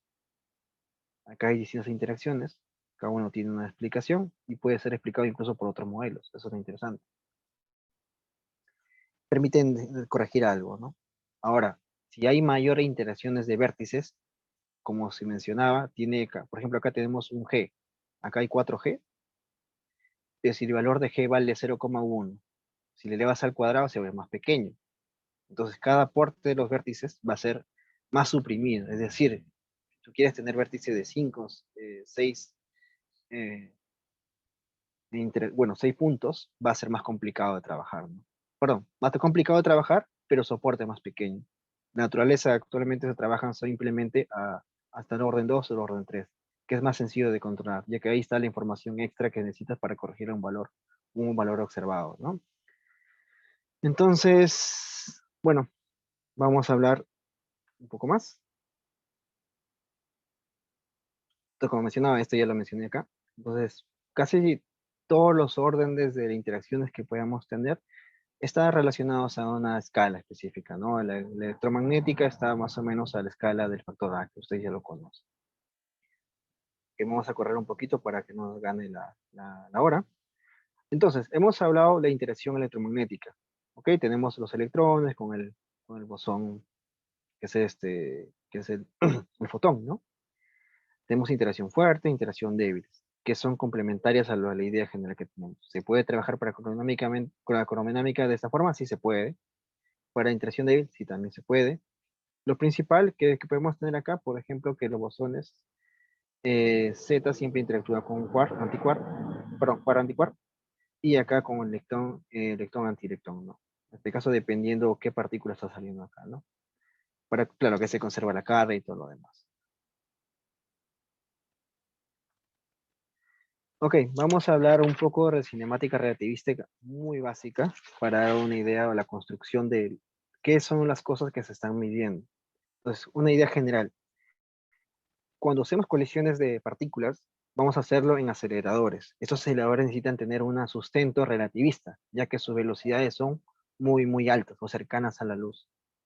Entonces, como estamos en ese contexto, un modelo clásico no nos sirve, sino un modelo relativista. Claro que existe relatividad, se puede trabajar con ello, ¿no? Entonces vamos a tener que explicar más o menos cómo interaccionan las partículas a nivel de centro de masa o laboratorio, y con ello poder estimar algunas colisiones. Esto se puede trabajar pero de forma computacional. Acuérdense que nosotros no controlamos la naturaleza, sino que tenemos que usar un modelo Monte Carlo que permita describir cómo interaccionan estos, ¿no? Para forma concreta, nosotros vamos a trabajar en MATLAB, que es para poder simular interacciones, encontrar algunos resultados conocidos, en este caso que estén trabajados ya por experimentos, cross-sections, las tasas de decaimientos que algunos podemos tener, o sea, especificar cuáles son las cross-sections de cada canal, y algunos elementos más que, bueno, que lo vamos a observar en su momento. Entonces, como ya he mencionado, la relatividad especial pues, es necesario para poder describir partículas relativistas o ultrarrelativistas que prácticamente se consideran que son como los neutrinos, ¿no? Que se mueven a la velocidad casi cercana a la luz. En este caso, la relatividad especial trabaja para sistemas inerciales, ¿no? Entonces, como mencionaba, siempre se tiene lo clásico, tenemos dos sistemas, uno moviéndose respecto al otro con velocidad relativa, ¿no? Y tenemos que siempre para poder pasar de un sistema a otro, ya no se usa la relatividad de Galileo, sino la de Einstein, ¿no? Y tenemos una forma de cuantificar estas transiciones de uno con respecto al otro, ¿no? La posición en un sistema con respecto al otro siempre está asociados por estos parámetros, ¿no? En este caso con el valor gamma. Y gamma está asociado con la comparación de cómo se mueve el sistema con respecto a la velocidad de la luz. Todo ello podemos hacer una forma clásica, si esto de acá, si B es menor que C, prácticamente se puede llegar a una aproximación de Galileo, ¿no? Es decir, podemos hacer esto, retomar a las de Galileo, ¿no? Usando la generalización que siempre se tiene, ¿no? Acuérdense que siempre que queremos generalizar algo, tenemos que validarlo con una teoría ya observada, ¿no? Algunas consecuencias que, por ejemplo, la simultaneidad que existen de eventos, ¿no? A pesar de que los eventos puedan ocurrir en el mismo, al mismo tiempo en un sistema, esto no necesariamente va a pasar en otro sistema. Y eso lo se puede demostrar por la ecuación que está descrita acá, ¿no? Es decir, que no existe una relación directa de la simultaneidad de los eventos. ¿Qué más pasa? Ok, se puede demostrar que existe contracción de longitud, que ustedes ya conocen, dilatación de tiempo, y también una relación de velocidades relativas que podemos tener. Si ustedes plantean acá, por ejemplo, U es igual a C, van a encontrar que el sistema U primado va a ser C. Es decir, que la velocidad de la luz es independiente del sistema de referencia. Es el único elemento de los postulados de Einstein para poder demostrar estas relaciones que hemos mencionado. ¿Okay? El estudio de ello ya no se va a tocar acá, pero es necesario tener en cuenta para poder dar una fluidez a la continuidad el objetivo es de describir ciertas interacciones. ¿Qué más? Pues bueno, como estamos en un sistema de 4 dimensiones, considerando que el tiempo sea una dimensión más, tenemos que describir que tenemos una cuadriposición, eventualmente cuadrivelocidad y cuadriceleración en el caso que existiera. Y además tener que relacionar un sistema 1 con un sistema 2. Y siempre está asociado por ejemplo, con esta matriz de Lorentz, ¿no? Para poder indicar una transformación de sistema S a un sistema S primado. Y hay, por ejemplo, ciertos elementos que se mantienen invariantes bajo las transformaciones que estamos trabajando. Es decir, elementos que a pesar que estemos trabajando en un sistema independientemente del otro, cuando ustedes lo combinan van a tener un valor que es invariante. En este caso se puede considerar o podemos medir, es la medida que podemos tener. Si se observan, si le dan valores, acá, mejor dicho, acá, este es un valor numérico, este es otro valor numérico. Es decir, se puede decir que es una constante. Es decir, es invariante de Lorentz, ¿por qué? Porque es una constante.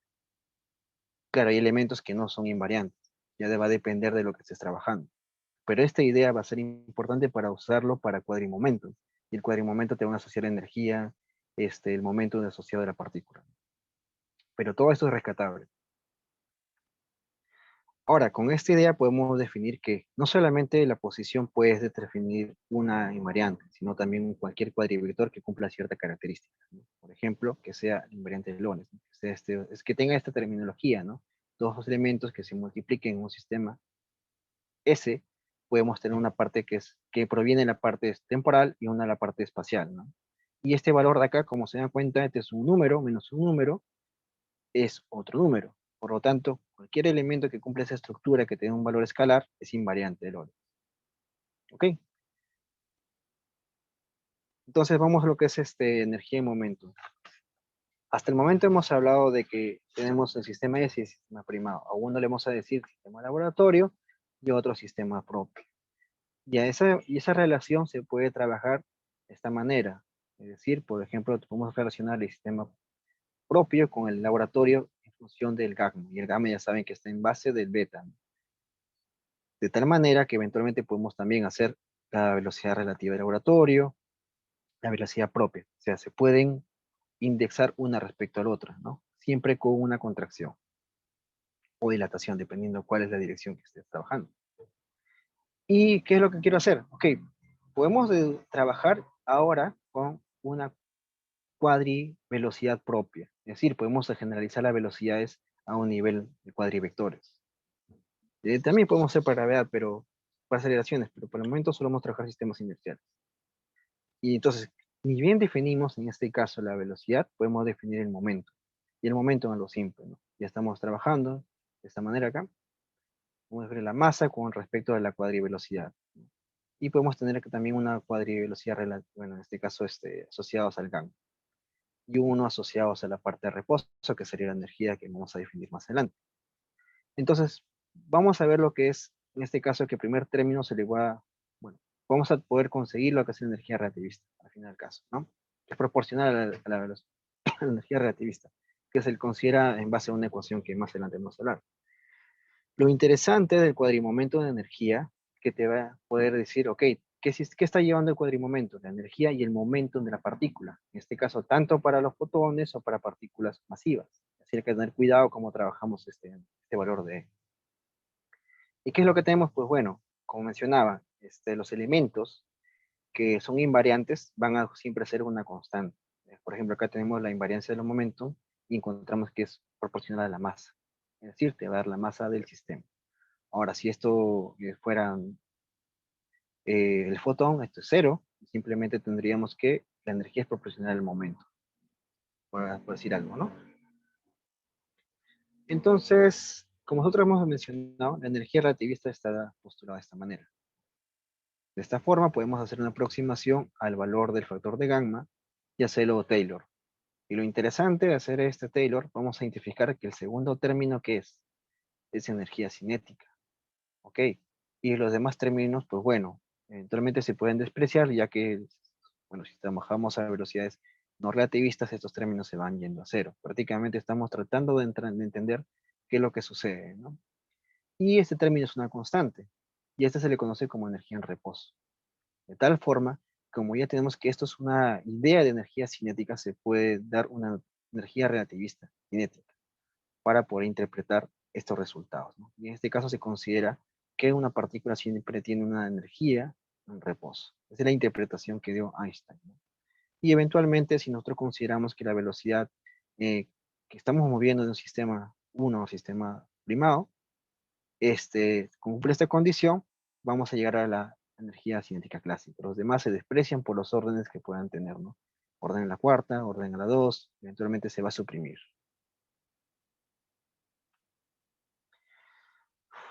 Ok, ¿alguna consulta para poder dar un pequeño respiro?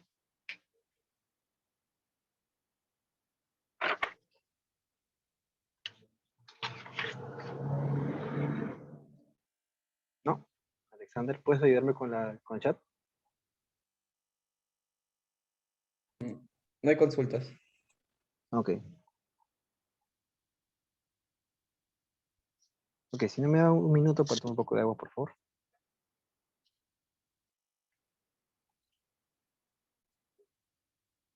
Ok, vamos a hablar ahora de colisiones.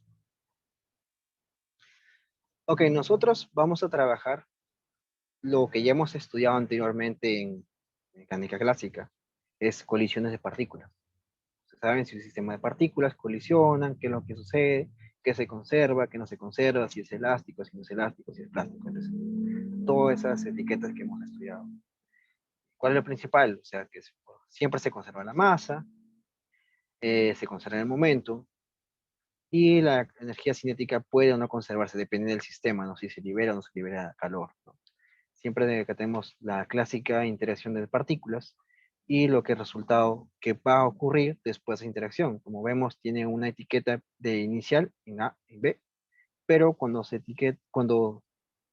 después de la colisión salen estas partículas probablemente nuevas, acá inicialmente consideramos que son distintas, van a tener distintos valores, ¿no? En lo general, cuando estamos en partículas en altas energías, no necesariamente vamos a tener el mismo resultado, ¿no? Algunos se dispersan y otros se transforman.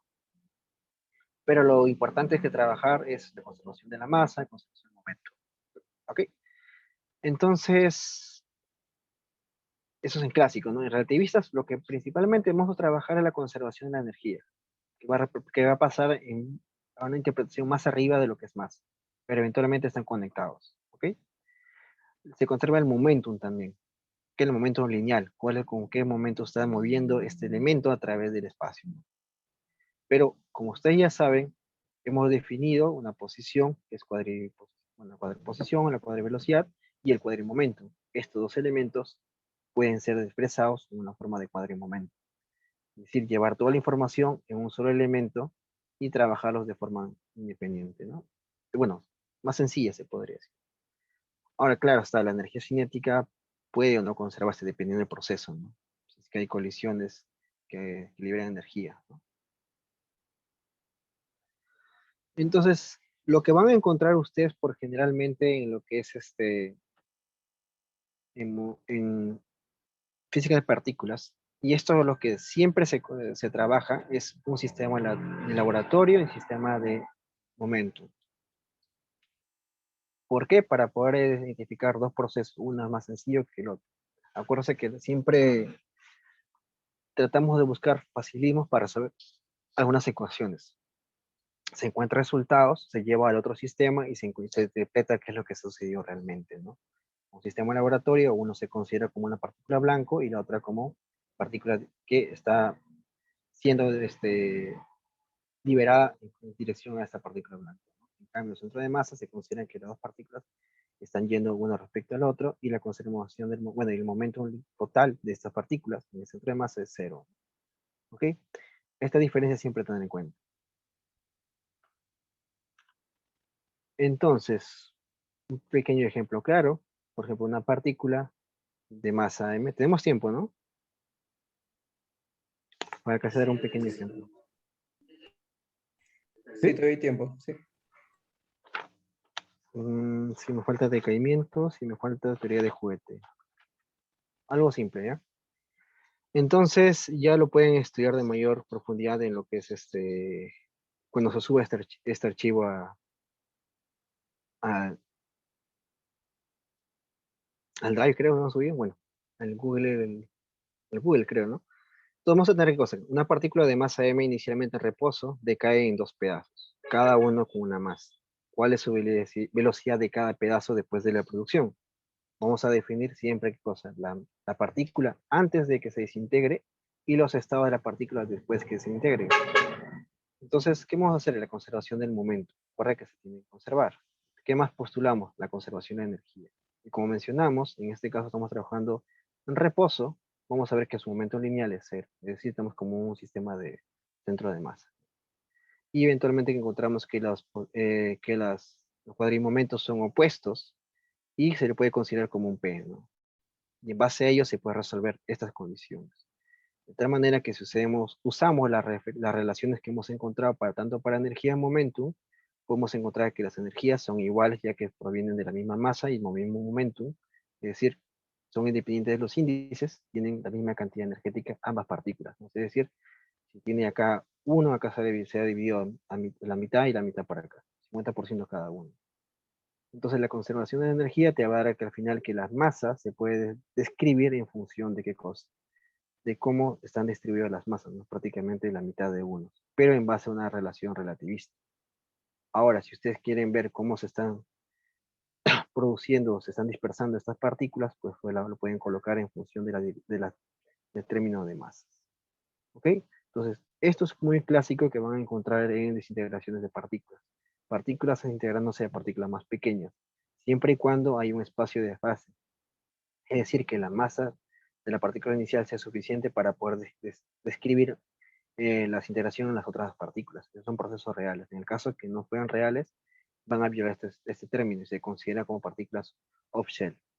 ¿Ok? Por ejemplo, el W, ¿no? Que es muy, muy conocido, o el Z que aparece en las interacciones que se consideran como on-shell o off-shell, dependiendo si que tienen la suficiente masa para poder producirlo, ¿no? Esto se lo dejo para ustedes y vamos a ver a decaimientos y dispersiones. Ok, antes de pasar al otro tema, ¿alguna consulta?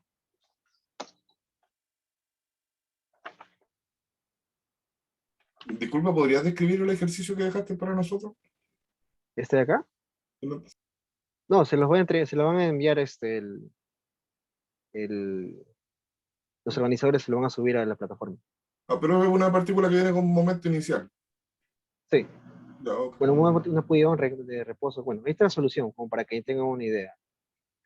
Entonces, por ganar tiempo, que nos queda menos de una hora, entonces vamos a correr un poquito, ¿ya?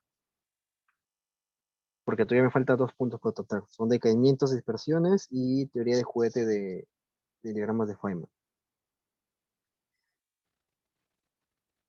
Vamos a ver qué cosa. En partículas, lo importante para poder describir o estudiar, vamos a tener qué cosa, que son las interacciones o las colisiones que existen en unas partículas o entre las partículas que puedan tener, o incluso las interacciones que puede tener una partícula. Cada uno lleva una mida media. ¿Qué más? En una cross section es una tasa de decaimiento, porque no, una partícula puede decaer, sí, efectivamente otra, pero no tiene un camino preferencial. Puede caer en distintas proporciones a otros elementos. Entonces, ¿qué es lo que generalmente tenemos? Que van a haber partículas que van a decaer en otras partículas que son más estables. Los electrones y el protón son estables, no decaen. El protón hasta el momento, si se pensaría que si decayera, puede existir otra física, ¿no? Pero de momento no hay nada que haya dicho que el protón decae. El neutrón sí puede decaer. Entonces, el tiempo de vida, como mencionaba, es el tiempo de creación hasta el tiempo de que decae, ¿no? Como mencionaba, los decaimientos siempre es aleatorio, nunca va a un lugar preferencial, ¿no? Sí tiene una estructura de explicar eso, sí, pero va a depender de las interacciones que tienen o el diagrama que esté asociado. Y bueno, entonces, la razón de decaimiento o tasa de decaimiento va a ser la probabilidad de que una partícula decaiga en un cierto tiempo, ¿no? Es decir, asumimos que tenemos una partícula, puede caer en otras más, una cantidad de partículas. Y está asociada justamente por la ecuación de decaimiento, que muy bien ustedes lo conocen, cuando se crea la partícula en instante cero y cómo va a decaer de forma exponencial. Es decir, va disminuyendo. Si tienes 1000, en un momento vas a tener 800, 600 y eventualmente hasta 1, ¿no? Y eventualmente decaen todos, ¿no? Y el tiempo de vida medio promedio, pues bueno, siempre se considera en base a la inversa de la tasa de decaimiento que podemos tener de esta partícula. Como mencionaba, acá, un ejemplo clásico, ¿no? Por ejemplo, el pión puede caer a distintos canales, ¿no? Por ejemplo, a muón neutrino, muón neutrino fotón, electrón neutrino y algo similar a esta característica. Y cada uno de ellos, como se puede observar, tiene ¿qué cosa? Una probabilidad específica. ¿Se da cuenta cuál es el más favorable de acá? ¿Cuál es el que tiene mayor tendencia a ser creado? ¿El primero o el último?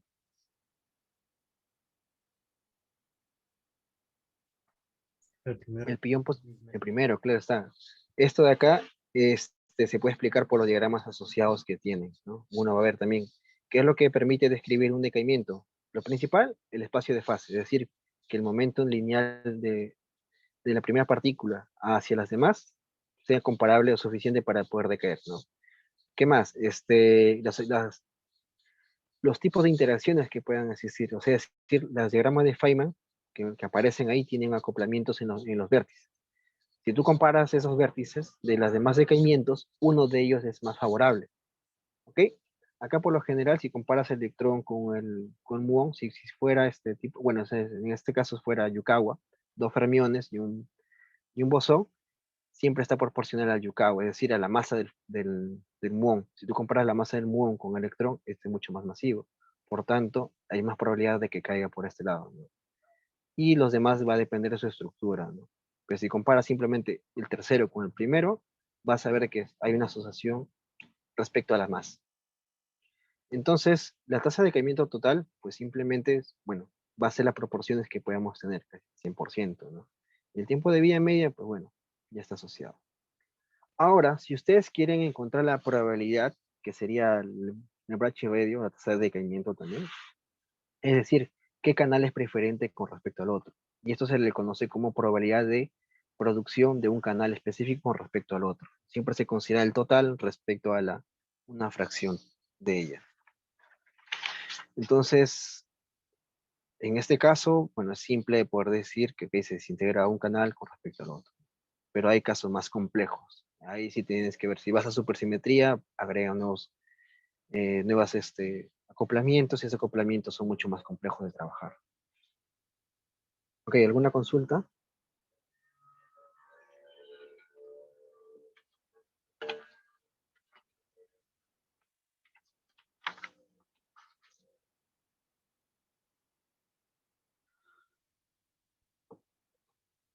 No, no, ok. Ok, entonces nos quedamos acá, en los branching radius, que sería cuantifica la probabilidad de decaimiento, ¿no?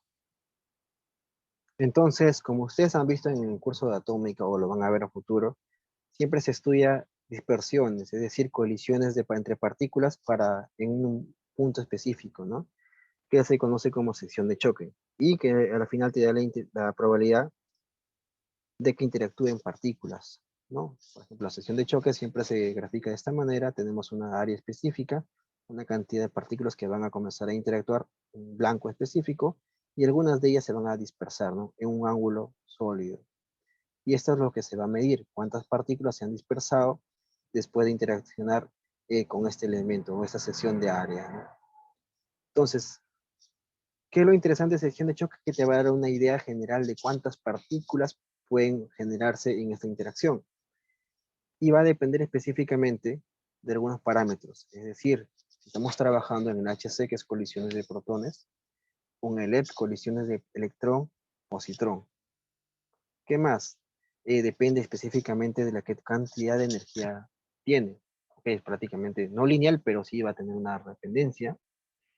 ¿Qué más que interacciones podemos tener? Acuérdense, si comparamos fuerza fuerte o fuerza débil, alguna va a ser más relevante que respecto a la otra, porque acuérdense que acá aparecen también interacciones. ¿Y qué partículas se están generando, ¿no? Entonces, eso puede decir que tenemos la cantidad de partículas que se van a generar en base a las partículas que van a incidir en una sesión de choque. Entonces, ¿qué es lo importante de acá? Y vamos a verlo en este caso en MATLAB, es que la cantidad de partículas va a influenciar o mejorar la resolución de la cantidad de partículas que pueden incidir en una sesión de choque, ¿no? ¿Qué más podemos ver? Bueno, actualmente les doy una idea de que en HC trabaja a distintas luminosidades. Esta luminosidad te va a indicar mayor cantidad de eventos de producción o observación. Es decir, si inicialmente cuando comenzó el primer running de HC, la cantidad de eventos de un experimento X eran 2, con mayor cantidad de incidencias habrá aumentado ese evento, probablemente a 3, a 4, no sé, dependiendo qué tanto, qué tanto se ha podido estudiar correctamente en las bases estadísticas que ellos manejan. Entonces, ahora acá, nosotros hemos visto los diagramas de Feynman, y estos diagramas de Feynman están conectados a unos parámetros para poder describir específicamente unos resultados, ¿no? La tasa de decaimiento y la cross section. Pero vamos a hablar lo que es el diagrama de Feynman. Perdón, un ratito, la regla de oro para poder usar la regla de Feynman. Es decir, la regla de oro de Fermi te va a permitir decir, ok, podemos hacer o encontrar la tasa de transición o la cross section de un elemento en base a la amplitud de transición que pueda tener un sistema y el espacio de fase. El espacio de fase, como mencionaba, es la cantidad de momentos que podemos tener.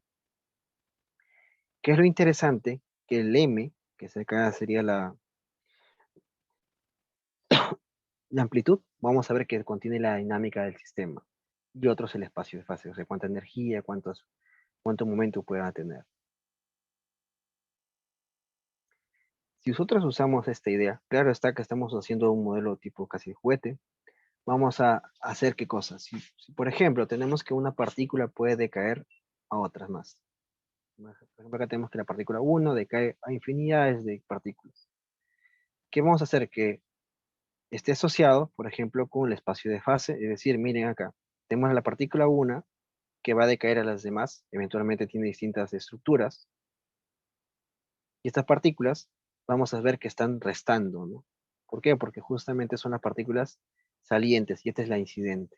Este sería el espacio de fase suficiente para ver si es que se puede o no encontrar se puede producir este decaimiento, ¿no? Y acá está justamente la dinámica del sistema, ¿no? Esto todo sería la parte de fase. Ahora, hay un término S que te indicaría, ok, si alguna de estas partículas son idénticas. Acá hay una pequeña typo, es más, en realidad. Si para evitar el doble conteo de la partícula, se considera 1 sobre J. Es decir, si son partículas idénticas, este J sería 2, por ejemplo, ¿no? Y bueno, algunos términos extras que son considerados como ejemplo que ya conocen en el cuadrimomento. Y en caso que fuera una partícula en reposo, bueno, se sabe que el momento lineal es 0, ¿no? Aunque hay condiciones que se le puede dar. Vamos a ver un pequeño ejemplo, ¿no? Un decaimiento a dos cuerpos, ¿no? En este caso tenemos una partícula, esta partícula puede decaer en dos cuerpos. ¿Qué podemos observar? Eventualmente desconocemos cuál es su naturaleza de estas partículas, si son de masa iguales, momento iguales, no sabemos, pero hay que tratar de entender cómo trabaja. Hacemos el espacio de fase, la parte dinámica y los demás valores que son constantes. Entonces ustedes pueden usar el Griffin 2018, perdón, 2008, que es la segunda versión para poder, digamos, hacer los cálculos intermedios si es que ustedes gustan, ¿no? Es un poco complicado porque usan el delta de Dirac, que este delta de Dirac tiene, como ya conocen, una receta para poder integrar estos valores, ¿no? Y entonces vamos a ver qué cosa que más. Que el momento transferido va a ser específicamente asociados a los momentos que tenemos acá. Y tenemos una relación de masas. Va a depender específicamente de la cantidad de masas que podemos obtener acá, ¿no? Por ejemplo, M1, M2, M3 y la diferencia es cuadrada. Algo simple o muy conocido, ¿no? Y vamos a ver, entonces, hasta el momento tenemos que el decaimiento, la tasa de decaimiento va a depender del momento transferido y la dinámica. Bueno, en este caso, si fuera un medio, si el S que estas partículas fueran idénticas, para evitar el doble conteo, ¿no? Ahora, vamos a usar la regla de dispersión, perdón, dispersiones bueno, la regla de Fermi para usarlo en dispersiones, ¿no? En este caso, cuando colisionamos dos partículas, en este caso, colisionamos dos partículas y estas partículas se pueden partir en más partículas, ¿no? Entonces, a ver, acá, bueno, vamos a ver la sección de choque va a estar dada justamente, ok, acuérdense que siempre está en función del espacio de fase y la parte de la dinámica, ¿no? Entonces, una diferencia específica es este valor de acá. ¿Y qué es lo que se puede encontrar? Bueno, este valor, sección de choque, la sección de choque diferencial, es invariante de Lorentz. Lo que no es invariante de Lorentz es cuando tiene la sección diferencial respecto al ángulo que estemos trabajando. Entonces, el ángulo sólido. Entonces, esta fórmula lo podemos usar para poder describir decaimientos y lo más simple siempre analizar con dos partículas, algo muy básico. Vamos a ver qué sucede. Si nosotros usamos la regla de oro, en este caso, acá tengo un pequeño typo, es sigma, vamos a ver que si planteamos que dos partículas interaccionan o colisionan y generan dos partículas más, siempre se coloca el espacio de fase, es decir, acá tenemos dos partículas que están con signos positivos, que están interaccionando, y dos partículas que se están dispersando, ¿no? Entonces, lo que pasa en el medio no nos importa por el momento, pero podemos describir que tenemos la sección de choque de ello. Ahora, si asumimos que estamos en el centro de masa, eventualmente podemos encontrar la sección de choque respecto al ángulo sólido que tenemos acá.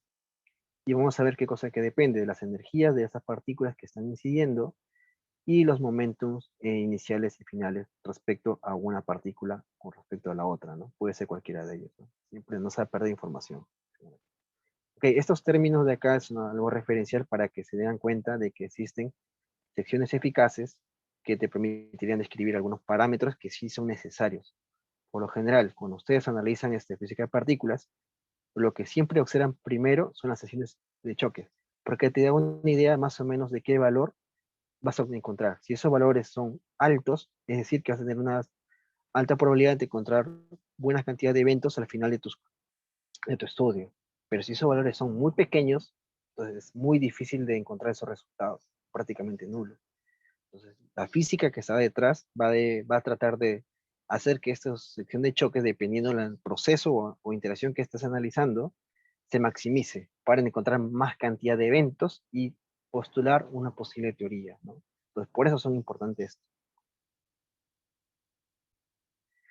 ¿Alguna consulta? Esta parte es una muy simple, no es tan compleja que digamos, pero es una idea general de lo que pasa dentro de la física, ¿no? ¿Alguna consulta?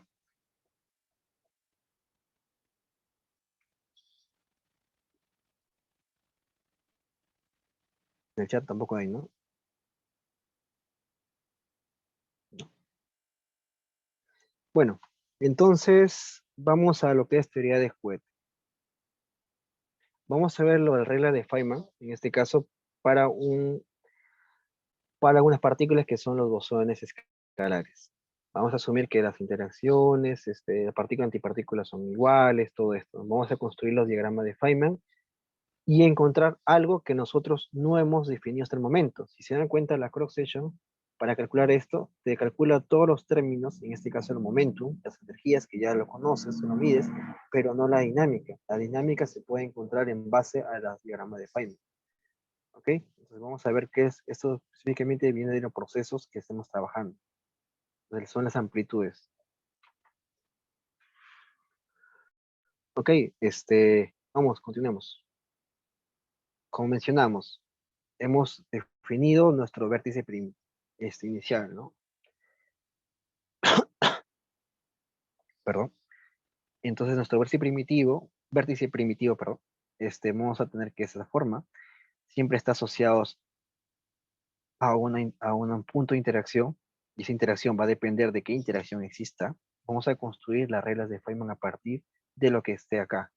En este caso, si la naturaleza de la partícula sería un spin, un medio que es un fermión, un bosón escalar, por ejemplo, ¿no? Un bosón vectorial que tenemos el fermión, el fotón, perdón. Entonces, vamos a hacer unas consideraciones para encontrar la amplitud de transición que tenemos, ¿ok?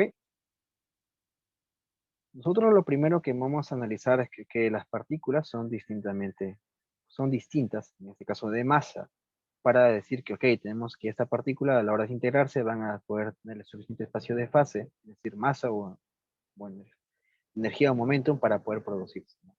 Y estamos asumiendo un caso particular, spin cero, bosones escalares, donde consideramos que, bueno, no consideramos, las partículas son equivalentes a las antipartículas, ¿ok?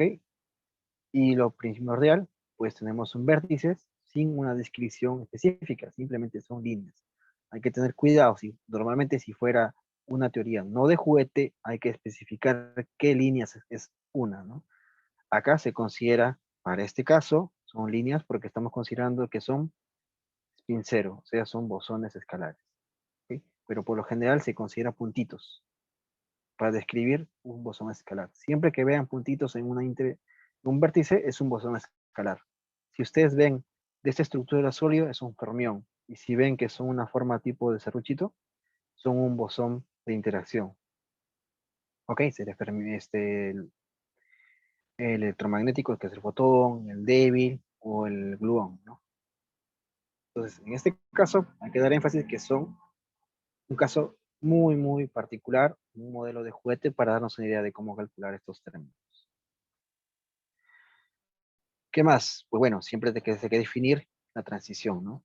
¿En qué momento se va a poder describir la desintegración? En este caso del punto A a los elementos B y C. Y este es el decaimiento de orden más bajo, pero es más importante, ya que como acuerdas, siempre está asociado a un valor, y este valor siempre es menor que 1. Por lo general, en caso de fuerza fuerte no es así, no es tanto así. pero vamos a solamente en la fuerza débil y electromagnética. Los constantes de acoplamiento son pequeños.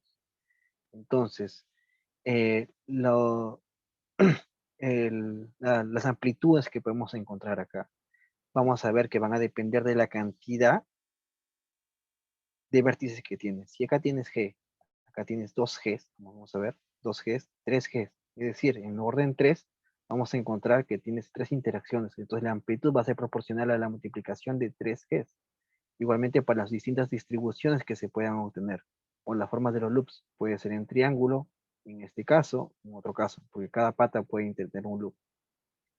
Ahora, si ustedes quieren ver estas magnitudes, si esto fuera 0,1, como mencionaba, elevarían al cubo, sería 0,001. Entonces, el aporte que tiene estos términos de acá son despreciables. Por lo tanto, el valor fundamental siempre es del orden más bajo. Pero como mencionaba, en casos reales, se trabajan hasta orden 3 por lo general. Es bien difícil incluso. Okay. Hay casos de orden 4, pero ya es mucho más complejo o computacional. Entonces, como mencionaba, entonces los vértices te van a dar una dirección de cómo interpretar la magnitud de esta amplitud, ¿no? Siempre y cuando G es menor que 1, porque acuérdense que tenemos que tener teorías que sean a partir de perturbaciones, ¿no? Entonces siempre tiene que haber una constante que sea perturbable. Entonces la regla de Feynman para el modelo de juguete, es decir, vamos a primero plantearnos qué cosa, qué es lo que está pasando. Producción de partículas, dispersión de partículas. Ok, vamos a especificar los momentos, tanto de iniciales como las salidas. Entonces acá lo que estamos generando que, por ejemplo, que están interactuando 3 partículas y acá salen 3 partículas más. Se tiene que especificar dónde están las partículas que están entrando y las que están saliendo. Y internamente, pues no sabemos inicialmente qué es lo que pasa, pero generalmente sé que hay interacciones, desintegraciones, partículas virtuales, etc. Perdón. Entonces, acá acuérdense que son las partes entrantes y las partes salientes, ¿no? Y como mencionaba, en cada vértice va a haber una constante acoplamiento. Siempre se coloca así. Entonces, si tú quieres medir acá la amplitud, es proporcional a G cuadrado, ¿no? Claro está que hay más términos, pero el valor que mayor predomina es el G cuadrado. Acuérdense que son valores que suprimen. Es decir, como mencionaba, para un vértice de 3 puntos, entonces G al cubo sería muy suprimido, ¿no? Si el valor 0,1, ¿no? Entonces, en el caso que, por ejemplo, acá tenemos una partícula virtual o hay una partícula propagadora, en este caso puede ser real, como el W o el Z, vamos a ver que también va a haber una transferencia de momento. Y hay que especificar qué momentos tienen estas partículas. ¿Ok? Y esta partícula siempre se tiene que dar de esta manera, ¿no? Una relación entre el momento transferido y la cantidad de masa que se pueda tener, ¿no? Pero acuérdense que esto de acá no va a ser, no va a cumplir esta relación, ¿no? De relación de energía a momento. Hay casos que este valor sea mayor, mucho mayor a la cantidad de momentum de que se está transfiriendo con respecto a la masa que se está trabajando. Y esto de acá se puede suprimir y esto se vuelve como un punto. Y esto se considera como teoría efectiva. Es lo probablemente que pasa en la naturaleza, ¿no? Que estemos viendo una teoría efectiva, ya que nosotros no encontramos que el momentum o la escala energética que trabajemos, que está más arriba, haga este término que se suprima y tengamos un punto específico, ¿no? Entonces, por ejemplo, ¿dónde pueden ver? En interacciones de neutrinos para encontrar la constante de Fermi. Cuando consideran los fermiones saliendo con los entrantes como si fuera un punto, lo cual no existe. Físicamente no existe. Se consideran solamente vértice de 3 puntos para fermiones, ¿no? En el caso, fermiones y un bosón. Siempre es constante Yukawa. Entonces, ¿qué más tenemos que hacer? Después de colocar este término del momento transferido con la cantidad de energía que pueda llevar, vamos a ver qué cosa, que por cada vértice vamos a agregar qué cosa, un delta de Dirac. Y este delta de Dirac va a tener esa estructura. En este caso consideramos que tiene esa forma, ¿no? Acá es menos, perdón. Si consideramos esta gráfica que es válida, tenemos que una partícula se está desintegrando en 2 de acá. Entonces sería este momentum menos estos 2 momentos de acá.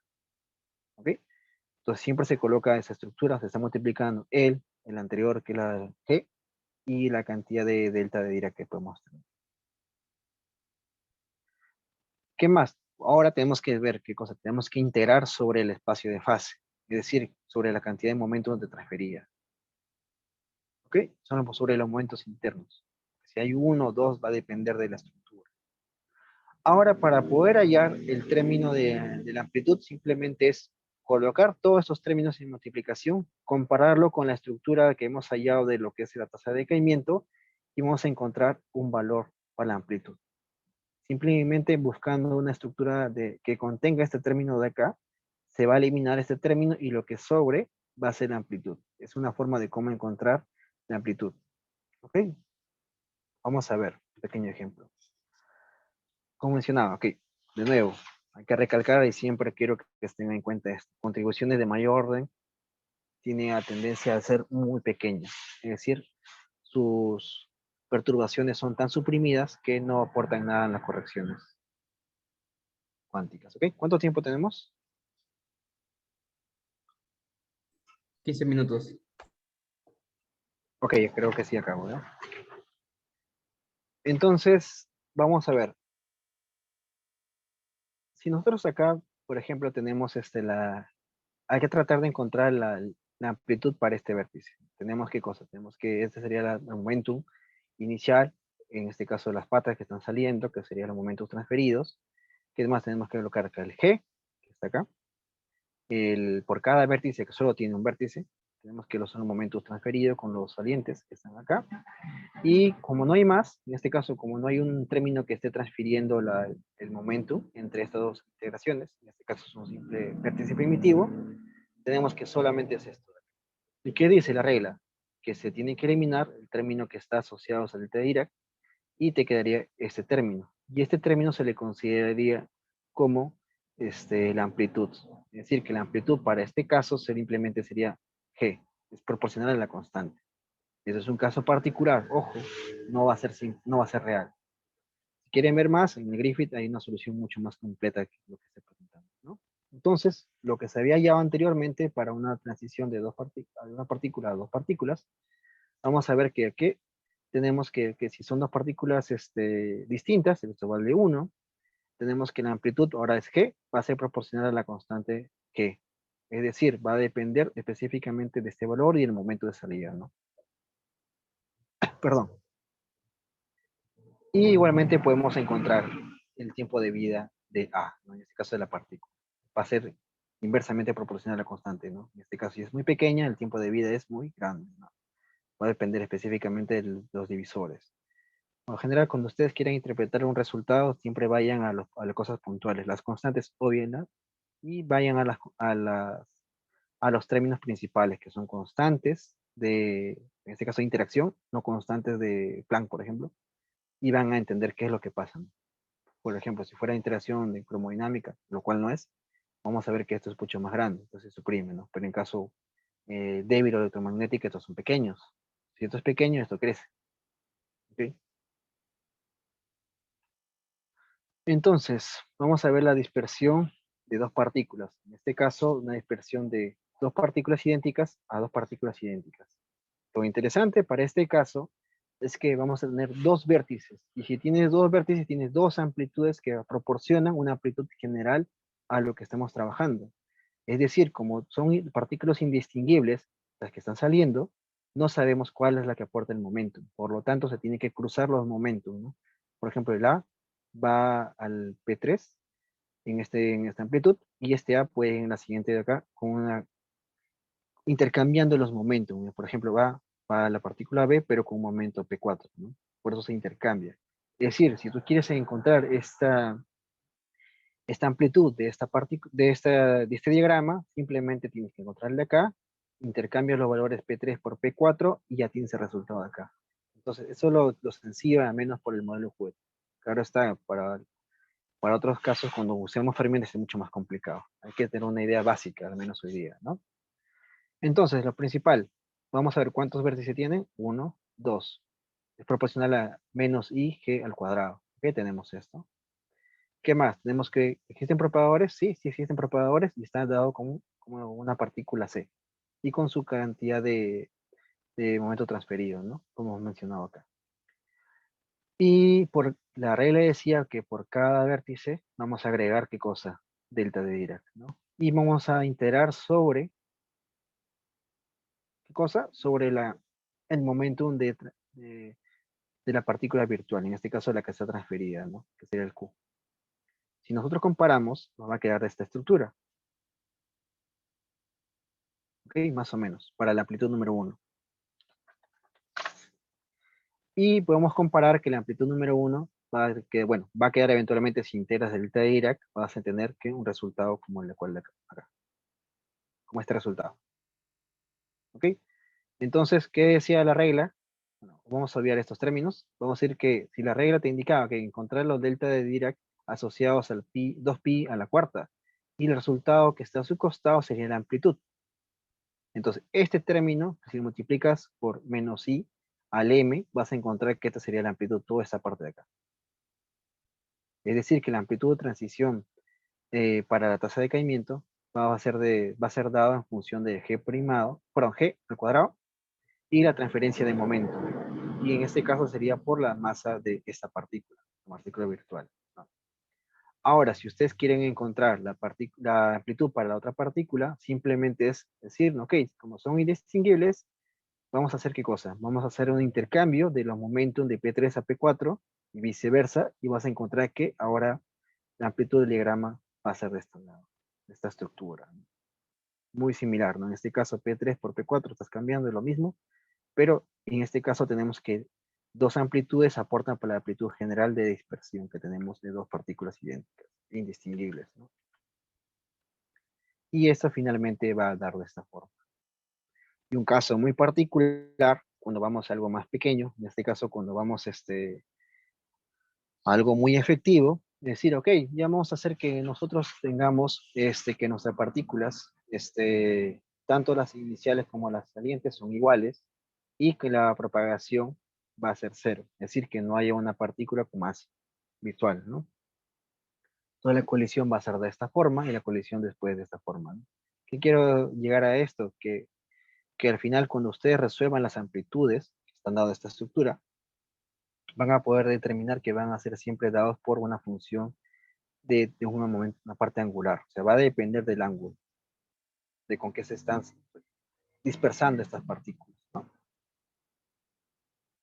Y finalmente, bueno, vas a encontrar una relación más sencilla, interpretar lo que está pasando detrás de estas interacciones, ¿no? En este caso, colisiones.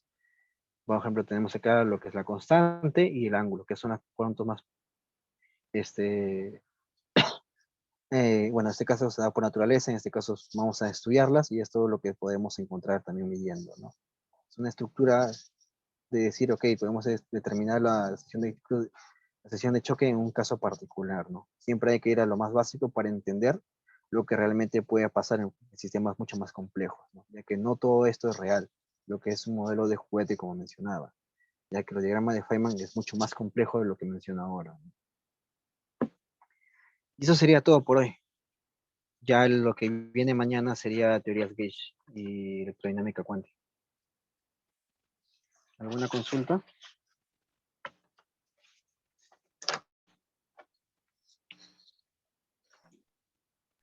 Una consulta. Ay, Sí, sí. perdón, No, lo no, siento. adelante, adelante, adelante. Gracias. Una consulta. ¿Exactamente a qué te refieres con teoría de juguete? O sea, ¿cómo se define, mejor dicho? Es demostrarte las teorías de Feynman, pero de una manera más, no física, sino algo matemático, ¿no? Para que puedas darte una idea de cómo se trabajan los diagramas de Feynman de verdad. Porque estamos considerando un caso muy particular, ¿no? Pero en realidad no esto siempre pasa. Vamos a, por ejemplo, acá tenemos considerando que, por ejemplo, las partículas son antipartículas. No son igual, no siempre son así. ¿Ok? Por ejemplo, acá simplemente estamos analizando bosones con spin cero, pero si en un caso real que interactuamos fermión, antifermión y un bosón, esto ya no se cumple. Las condiciones cambian, van a aumentar. Entonces los diagramas de Feynman para casos de interacciones tipo Yukawa va a ser distinta. tipo bosónica, como algo no considerando de esta manera, porque algunos son escalares complejos, van a haber distintas estructuras. Entonces, va a depender de lo que estemos trabajando. En este caso es una idea básica de lo que realmente se está haciendo detrás.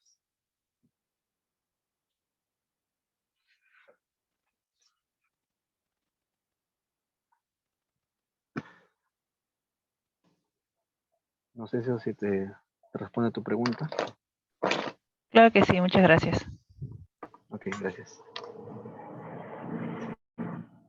Bien, ahora sí. Bueno, ante todo, agradecer a Anel por su clase y por todo el tiempo que está aportando con nosotros. Respecto a lo que sigue en el curso, bueno, como ven, para entender justamente una simulación necesitan bastante la parte teórica, así que Anel se está explayando en ello, pero no se preocupen por lo demás, si hay una parte práctica. Y bueno, bien, muchachos, todo el tema de material y todo lo demás se va a estar publicando por el Classroom, pero aún en el transcurso del día. Ahorita me toca a mí entrar, así que voy a estar un poquito ocupado. Muchachos, les cedo a todo su tiempo. Nos estamos viendo. No sé si quedan para hacer una consulta. Sí, Sí, adelante. sí, yo El sí voy programa saliendo. que, el programa que hay que instalar, Yo ¿qué lo, es lo- yo lo tengo instalado, o sea, yo te voy a dar una máquina virtual y ya lo tiene instalado. ya, o sea, yo no te voy a tener que instalar nada en el computador. Te O sea, puedo enseñar a instalar, sí, pero es muy complejo, demora bastante. ya, no Entonces, es parte. para evitar ese perder un día entero, porque al inicio cuando yo aprendí a instalar esto me tomó como un mes. Entonces ya Ya. tengo la capacidad, entonces de decir, ok, mejor le hago una máquina virtual y te enseño a usarla y eventualmente te doy la receta de cómo instalado, ¿no? Y una consulta ahí, ¿qué es lo que vamos a ver? Vamos a ver Vamos a hacer MATLAB, que sería las colisiones, para ver cálculos de cross sections, cómo se definen las interacciones dentro de MATLAB. Vamos a ver los resultados e interpretar lo que está detrás de ello y compararlo probablemente con un resultado teórico, ¿no? Bueno, ya. experimental, mejor dicho. Ok, muchas gracias. Ok, muchas gracias a todos. Gracias por sus preguntas y por su paciencia también.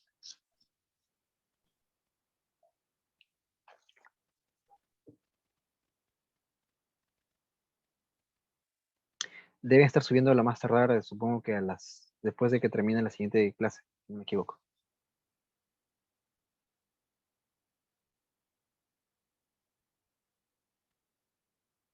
Ok, muchas gracias. Nos vemos mañana. Hasta luego. Que tengan un buen día. Hasta mañana, buen día para todos.